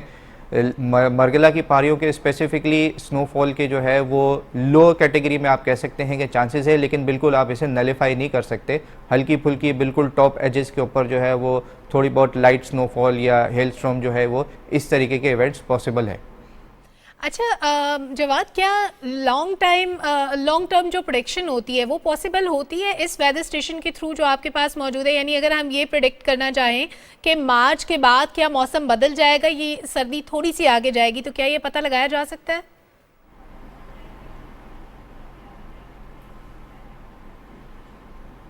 بالکل سلمہ، پتہ لگایا جا سکتا ہے. لانگ رینج فورکاسٹ کے ماڈلز جو ہیں وہ اویلیبل ہوتے ہیں، لیکن کیونکہ جتنا زیادہ آپ لانگ رینج جاتے ہیں آپ کی فورکاسٹ میں جو ہے وہ ایکوریسی اتنی زیادہ کم ہوتی چلی جاتی ہے، لیکن یہ بالکل ناممکن نہیں ہے۔ اس طریقے کے ماڈلز اور اس طریقے کی کافی ساری ایکوپمنٹس جو ہیں وہ موجود ہیں، پتہ لگایا جا سکتا ہے۔ مارچ کے حوالے سے جیسے آپ نے بات کری تو یہ جو موجودہ سردی کا سیزن ہے پاکستان میں، یہ اپنے وقت سے جو ہے کچھ علاقوں میں 10 سے 15-20 دن پہلے شروع ہو گیا تھا۔ اس چیز کو ہم نے سردی کا سیزن شروع ہونے سے پہلے ہی پریڈکٹ کیا تھا کہ کچھ ایریاز میں جو ہے وہ سردی معمول سے کچھ چند دن پہلے آ جائے گی، اور ابھی بھی جو اب تک کی لانگ رینج فورکاسٹ نظر آ رہی ہیں وہ یہی ہے کہ جنوری کے مڈ سے، جنوری کے اینڈ سے، اسپیشلی فیب اور مارچ میں جو ہے وہ سردی کی اور جو باہر کی پہلے سے جو بارشوں کا جو سیزن ہوتا ہے وہ ہمارے یہاں ملک میں، اس میں کچھ حد تک جو ہے وہ اضافہ ہوتا چلا جائے گا، تو تھوڑی بہت ٹھنڈ بھی جو ہے وہ اس حوالے سے تقریباً فیب کے اینڈ تک جو ہے یہ سیزن چلے گا انشاءاللہ۔ ٹھیک، اور جواد بھی جو ہم چیک کرتے ہیں آورلی ویدر کسی بھی جگہ کا، کسی بھی ہل اسٹیشن کا، کسی بھی شہر کا، کہ اگلے 24 گھنٹے آورلی ویدر کیا ہوگا، 9 بجے 10 بجے 11 بجے ہمیں نظر آتا ہے جی سورج نکلے گا، پھر بادل آ جائیں گے، پھر بارش ہوگی، یہ کتنا ایکوریٹ ہوتا ہے؟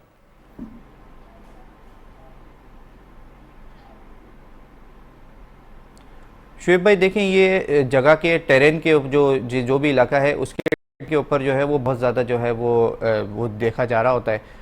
کافی حد تک یہ بہت ساری ملکوں میں بہت ساری جگہوں پہ جو ہے وہ ایکوریٹ بھی ہوتا ہے۔ ہمارے یہاں بھی جو جس طرح پنجاب کے علاقے ہیں، ناردرن ایریاز ہیں، ان جگہوں پہ بھی یہ کافی حد تک ایکوریٹ ہوتا ہے، کیونکہ یہاں بھی کوئی بھی ویدر سسٹم آتا ہے تو اسے پریڈکٹ کرنا کافی حد تک آسان ہوتا ہے، اور جس حساب سے پریڈکشن ہو رہی ہوتی ہے، چاہے وہ کوئی ڈپارٹمنٹ کر رہا ہو یا پرائیویٹلی ہو رہی ہو، یا ویدر ایپس وغیرہ جس طریقے سے آپ نے ذکر کیا جو آورلی فورکاسٹ دکھا رہی ہوتی ہے، یہ کافی حد تک جو ہے وہ صحیح چلی جاتی ہے۔ لیکن جس طرح ہمارے جو ساحلی علاقے ہیں، اسپیشلی کراچی کی اگر میں بات کروں تو کراچی کا جو ٹیرین ہے وہ بہت زیادہ نوٹوریس کہلاتا ہے اور بہت زیادہ مشکل ہے۔ یہاں کا جو ویدر ہے یہ آپ کو پتہ ہے کہ منٹوں میں جو ہے وہ چینج ہو جاتا ہے، اور منٹوں میں جو ہے وہ پورا 180 ڈگری کا جو ہے اس میں ٹرن آ جاتے ہیں۔ تو ان علاقوں کے جو حوالے سے یہ جو چیزیں ہیں یہ کافی حد تک بعض اوقات ان ایکوریٹ بھی ثابت ہوتی ہیں۔ بالکل ٹھیک ہے، اور کراچی میں جس طرح جنوری 2020 میں ٹھنڈ پڑی تھی کافی سالوں بعد، شور کہ آپ کو یاد ہوگا کہ بہت ٹھنڈ تھی، اس کے بعد ہم دیکھ رہے ہیں کہ جنوری کراچی کا ٹھنڈا ہوتا ہے، پہلے جنوری اتنا ٹھنڈا نہیں ہوتا تھا۔ تو ابھی کیا حالات ہیں کراچی میں؟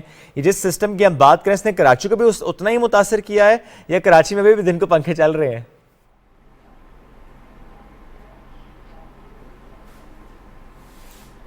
شعیب بھائی، کراچی میں موسم تو الحمدللہ کافی حد تک بہتر ہے، کمفرٹیبل ہے۔ رات کے اوقات میں کیونکہ یہ ایک ویسٹرن ڈسٹربنس آتا ہے تو پاکستان کے جو ساحلی علاقے ہوتے ہیں انکلوڈنگ کراچی، یہاں پر تھوڑی بہت جو ہے وہ سردی کی شدت میں کمی آ جاتی ہے ونڈ ڈائریکشنز چینج ہونے کی وجہ سے۔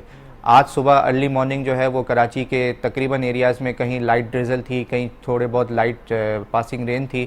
اس وقت جو ہے وہ کافی اچھے بادل ہیں اور کمفرٹیبل دن ہے، رات بھی جو ہے وہ کافی کمفرٹیبل ہے۔ لیکن آنے والی یہ جو سردی کی لہر ہے جو کراچی سے کشمیر تک ملک میں متاثر کرے گی، تو اس میں کراچی کے لیے بھی پریڈکٹ کیا جا رہا ہے کہ آج شام یا رات سے جو ہے وہ تیز سائبیرین ہوائیں، ٹھنڈی ہوائیں جو ہے گرد آلود ہوائیں وہ چلنا شروع ہو جائیں گی، 40-45 کلومیٹر تک جا تو ہے نہیں، اور پھر کراچی ڈیپینڈنٹ ہے کوئٹہ کے موسم پہ۔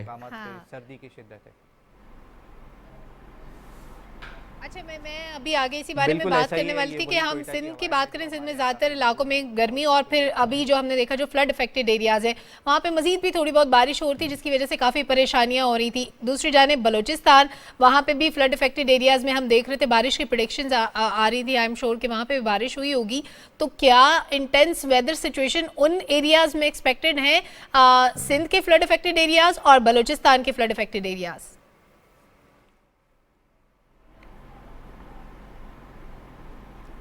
سلمہ، بلوچستان کے جو فلڈ افیکٹڈ ایریاز ہیں یہاں تو جو ہے وہ بارشیں کافی حد تک ہوں گی، کیونکہ یہ جو موجودہ سسٹم ہے یہ بلوچستان کے ایک بہت بڑے حصے کو کور کر رہا ہے۔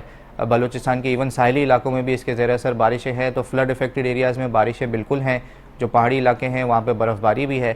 سندھ کے حوالے سے اگر بات کریں تو سندھ کے فلڈ افیکٹڈ ایریاز میں ایز سچ کوئی بارش کا امکان موجود نہیں ہے، ہلکی پھلکی ڈریزل یا لائٹ پاسنگ شاورز اگر پاسبل ہیں تھوڑے بہت تو وہ ہیں، لیکن جو زیادہ پریشان کن بات ہے اور جو زیادہ چیز دیکھنے والی ہے وہ یہ کہ جو ہی یہ سسٹم نکلے گا تو ان فلڈ افیکٹڈ ایریاز میں پنجاب بلوچستان اور سندھ کے اسپیشلی جو فلڈ افیکٹڈ ایریاز ہیں یہاں پر سردی کی شدت میں جو ہے وہ کافی انٹینس اضافہ ہو سکتا ہے، اور آنے والے دنوں میں جو ہے یہ سردی کی لہر ان تمام علاقوں کو جو ہے وہ بہت زیادہ متاثر کرے گی۔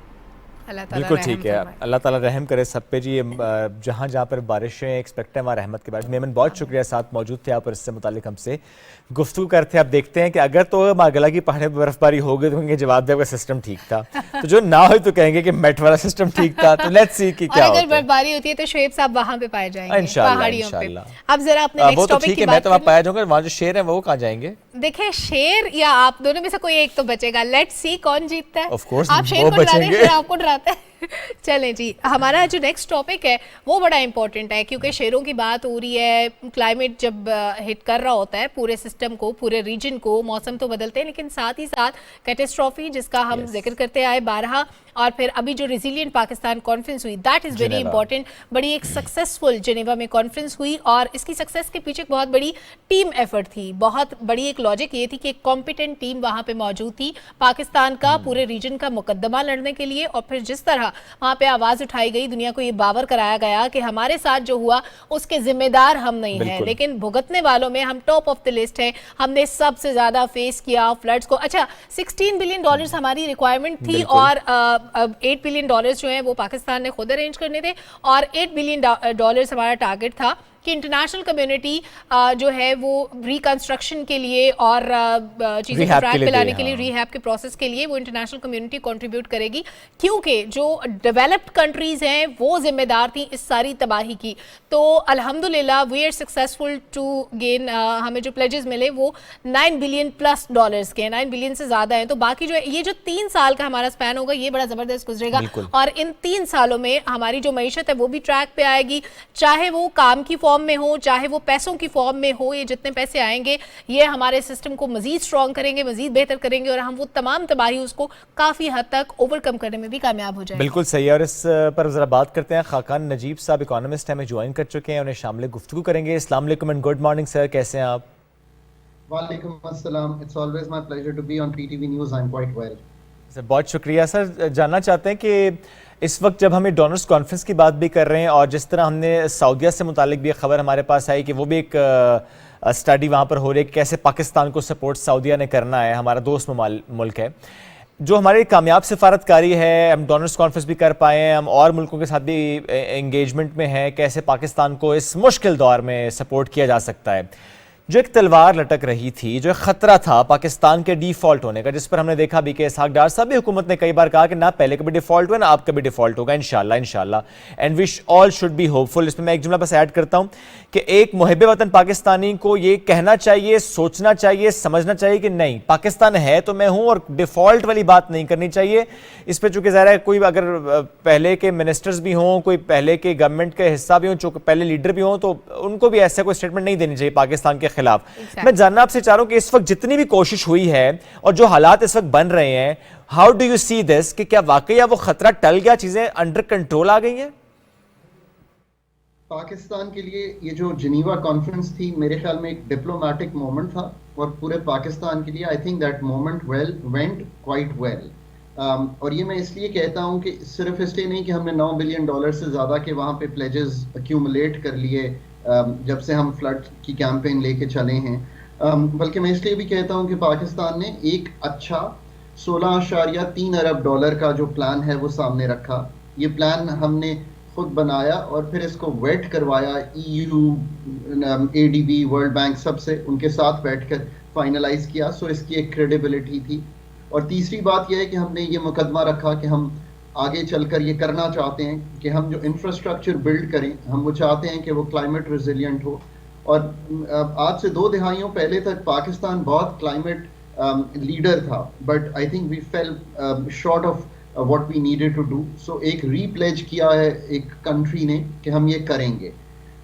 اس کے آگے دیکھیے پاکستان کے 33 ملین افراد کو تکلیف ہوئی، 20 ملین افراد اب بھی تکلیف میں ہیں۔ مجھے تو سب سے زیادہ تکلیف بچوں اور خواتین کی ہوتی ہے، بیکاز ان کے لیے یہ چیز سہنا، بچے 26 لاکھ بچے ایسے ہیں جن کے اسکول ڈسرپٹ ہوئے ہیں، 8,000 किलोमीटर की रोड डिस्टरप्ट हुई है. कोई सोच नहीं सकता. मैं कई दफ़ा बात करता हूँ अपने उन लोगों से जो दूर दराज एरिया से आके सर्व करते हैं हमें, तो वो मुझे कहते हैं कि हम 3 किलोमीटर जाते हैं अपनी बेटी को स्कूल छोड़ने. आप सोचिए कि अगर वो स्कूल की रोड टूट गई हो तो उनको कितनी तकलीफ होगी, और मुझे कितनी तकलीफ होगी कि वो अपनी बेटी को स्कूल नहीं छोड़ सकते. सो हमें ये रकम चाहिए थी. इस रकम में एक चीज़ याद रखिए कि आप कभी भी इंटरनेशनल आर्किटेक्चर को नहीं छोड़ सकते. मैंने हमेशा मुल्कों को ये कहा है, पाकिस्तान को भी और दूसरे ममालिक को भी जिनको मैं एडवाइस और हेल्प करता हूँ, कि इंटरनेशनल आर्किटेक्चर एक बन गया है. आप अब भी देखिए कि वर्ल्ड बैंक ADB ने आपको एक खती रकम जो है वो प्लेज की, जिसमें 2 बिलियन और 8 बिलियन ADB का था. IDB ऑफ कोर्स एक डिफरेंट किस्म का हमारा डेवलपमेंटल पार्टनर है, बिकॉज उनके साथ रवाबित जो हैं वो सऊदी अरेबिया की वजह से और मुस्लिम ममालिक की वजह से बहुत ख़ास हैं. उसने आपको 4.2 बिलियन डॉलर प्लेज किया. एक इसमें ऑयल फैसिलिटी भी है 1.2 बिलियन की. जहाँ तक ममालिक का ताल्लुक है तो आप देखेंगे कि of course Saudi Arabia, I have always felt differently, we all feel differently, 1 अरब डॉलर. बट बाकी ममालिक ने भी जितना कर सकते थे, UK का 45 मिलियन, US का 200 million. I was present at the conference through out the day, so I know in detail what went through. सब ने किया. EU का 500 मिलियन, EU ने हमें GSP प्लस भी दिया. सो ऑल इन ऑल बहुत अच्छा एफर्ट था. पर ये याद रखिए कि ये 1 से 3 साल में रकम जो है हमारे प्लान करने पर आएगी. अगेन मैं हमेशा कहता हूँ कि prosperity of a country lies with the country. इसको नहीं भूलना चाहिए. आपने एक अच्छा प्लान रखा, आपने एक सिंसेरिटी शो की, दुनिया ने इररिस्पेक्टिव के पॉलिटिकल इंस्टेबिलिटी है पाकिस्तान में आपकी मदद की. मैंने हमेशा ये कहा है कि एक सिस्टम को काम करना चाहिए. पॉलिटिशियंस और हमारी तरह के पॉलिसी मेकर्स आते जाते रहते हैं. अब आप ये देखिए, बड़ी ज़बरदस्त बात आपने की खाकान साहब. 2-3 चीज़ें ज़रा मैं चाहती हूँ आप थोड़ी तफसील से बता दें. अभी जो हमारी प्लानिंग्स होंगी ज़ाहिर है, फिर उसके बाद जो प्लानिंग के बाद अप्रूवल्स, PC 1, 2, 3 एग्जीक्यूशन, ये सारे मराहिल आएंगे. तालीम के लिए, सेहत के लिए, इंफ्रास्ट्रक्चर के लिए, घरों के लिए एक तो ये मंसूबे हमें चाहिए होंगे. फिर उसके बाद जो पैसा आएगा, जो प्लान शुरू होंगे, उनकी एग्जीक्यूशन का मरहला कितने अरसे में हम मुकम्मल कर पाएंगे. फिर ये जितनी भी रकम आएगी या प्रोजेक्ट्स होंगे, हमारी स्टॉक मार्केट को कैसे इम्पैक्ट करेंगे, हमारे फॉरेन इन्वेस्टर्स को कैसे इम्पैक्ट करेंगे, और इस सारे प्रोसेस का असर हमारी एक्सपोर्ट्स पे कैसे होगा. ये थोड़ी सी चेन अगर आप एक आम आदमी के लिए समझा दें. तो माशाल्लाह that's a very intelligent question, because onus हम पे इसी तरह है कि PC 1 हमने जल्दी बनाना है. हमने उसको CDWP या ECNEC जो भी रकम हो, ये 2 फोरम्स होते हैं, वहाँ से हमने इसको अप्रूव कराना है. हमने जो हमारे डोनर पार्टनर्स हैं उनसे जो डिस्कशन होनी है कि किस तरह के प्रोजेक्ट्स जो हैं वो आगे चलने हैं, वो हमने जल्दी कराना है. हमने अपने टोटल प्लानिंग में ये इंश्योर करना है. पाकिस्तान में 5 गवर्नमेंट्स हैं, मैंने हमेशा ये कहा है, इसको कभी भी नहीं भूलना चाहिए पाकिस्तान को गवर्न करने के लिए. KPK, सिंध और बलूचिस्तान सबसे ज़्यादा चूँकि अफेक्टेड हैं, सो हमें ये इंश्योर करना है कि उनका एक प्रॉपर हिस्सा जो है इंफ्रास्ट्रक्चर डेवलपमेंट में, जिन एरियाज़ का आपने जिक्र किया, मैं ये आपके सामने रखता चला जाऊँ कि वाटर और इलेक्ट्रिसिटी को इन 2 एरियाज़ में, एजुकेशन हेल्थ में ऐड कर लें तो 10 अरब डॉलर तो इन्हीं में है. So the onus and the emphasis is on these areas. तो इसमें अब प्रोविंसेस ने, और प्रोविंसेस के जो सिस्टम्स हैं, हमारा एक प्रॉपर सिस्टम बना हुआ है डेवलपमेंट प्रोजेक्ट्स का, उन्होंने आगे चलना है. बट ऑफ कोर्स जैसे पाकिस्तान में, इसमें तो कोई शक की गुंजाइश नहीं है कि कई दिहाइयों से हमारे सिस्टम्स जो हैं वो वीक होते चले जा रहे हैं. सो हमें अब इसको स्ट्रेंथन करना है, और इसलिए नहीं करना कि हम ये पैसे लेना चाहते हैं बिकॉज हमें पैसों की ज़रूरत है, और ये प्रोजेक्ट मनीज जब फ्लो इन करती हैं ऑफ कोर्स ये स्ट्रेंथन करती हैं डॉलर इनफ्लोज को. बट हमने इसलिए करना है कि हम वरी करते हैं उन 20 मिलियन लोगों की जो आज भी डिस्प्लेस्ड हैं. हम वरी करते हैं कि 1 मिलियन लाइफ स्टॉक डैमेज है. That is the worry. मैं हमेशा पाकिस्तान में पाकिस्तानियों के लिए वरी करता हूँ, not what is happening outside Pakistan. इससे आपको ये मेरे ख्याल में अगर हम बहुत कोशिश करेंगे तो अगले 1 साल में इसका एक चंक हम ले सकते हैं, और 3 साल में हमें ये उम्मीद करनी चाहिए कि हम ये जो टोटल रकम है इसको इस्तेमाल कर सकें. इससे आगे हमें नहीं जाना चाहिए. ये इन द शॉर्ट रन अगले 6 महीने में हमें कोशिश करनी चाहिए कि it should come as quick as possible. کچھ پروجیکٹس ہوں ان کو ری پرائرٹائز کر لیں, فاسٹ ٹریک کر لیں. یہ میں کیوں کہہ رہا ہوں, کیونکہ آپ شارٹ ٹرم میں بھی ایک چیلنج میں ہیں. اس چیلنج کو دور کرنا آپ کا فرض ہے, کیونکہ آپ کے زر مبادلہ کے ذخائر 1 مہینے کی امپورٹ سے کم پر ہیں, اور یہ ایک انکمفرٹیبل سچویشن ہے, اور ہم ملک کو اس انکمفرٹیبل سچویشن سے نکالنا چاہتے ہیں انٹرنیشنل آرکیٹیکچر میں رہتے ہوئے. اور آپ نے پوچھا ایکسپورٹ جو ہے نا وہ اگلے 5 سال کا پاکستان کا اسٹرکچرل ایجنڈا ہے, کوئی بھی حکومت ٹیک اوور کرے ارریسپیکٹو. آپ کا مسئلہ امپورٹس نہیں ہے, یہ یاد رکھیے. Pakistan 22% of G D P کا امپورٹ کرتا ہے, یہ کوئی بہت بڑی رقم نہیں ہے. 80 سے 85% یہ آتی ہے ان ایریاز میں جو ہمارے اسینشیلز ہیں. مسئلہ یہ ہے کہ ہم مطلب یہ ذرا سوچئے کہ 23 کروڑ عوام مل کر $30 ارب کی ایکسپورٹ کرتے ہیں اس ملک سے, جبکہ کنٹریز لائک ویتنام جو ہم سے بہت چھوٹے ہیں. So that's the structural agenda of the future of Pakistan. بالکل ٹھیک ہے, ایکسپورٹس بڑھانی ہے, یہ ایک اہم معاملہ ہے ہمارے لیے. بہت شکریہ سر, ساتھ موجود تھے آپ, اور اس کانفرنس سے متعلق اور جو اس وقت موجودہ حالات ہے اس پہ ہم سے گفتگو کر. ہم سب کو آپٹیمسٹ رہنا ہے, ہم سب کو پازیٹیو رہنا ہے, اور ہم سب کو اپنا رول پلے کرنا ہے as an individual, as an institution. Collective efforts یہ سب کو کرنی ہے. کوئی بھی ایسی خبر جس سے پاکستان کا نقصان ہو, کوئی بھی ایسی بات, کوئی بھی ایسی سوچ جس سے پاکستان کو نقصان پہنچ سکتا ہے, وہ نہ کریں. جس بھی پولیٹیکل پارٹی سے آپ کا تعلق ہے, گورنمنٹ میں تھے, جو بھی آپ کا پورٹ فولیو تھا, میں پھر کہتا ہوں کہ چاہے آپ انسانی حقوق کے وزیر تھیں, چاہے آپ کسی پولیٹیکل پارٹی کو ہیڈ کر رہے ہیں, ایون دین اس وقت جو پاکستان کے حالات ہیں, جو گلوبل سچویشن ہے, ہم سب کو سب سے پہلے پاکستان کی بات کرنی چاہیے, پاکستان کی فکر, پاکستان کے حوالے سے سٹیپس لینے چاہیے. سب سے پہلے پاکستان ہے تو ہم ہیں. اگر آپ پاکستان کے خلاف کوئی بات کرتے ہیں تو یقین جانیں کہ آپ ایک محب وطن پاکستانی نہیں ہیں. کل ملیں گے, خیال رکھیے, اللہ حافظ.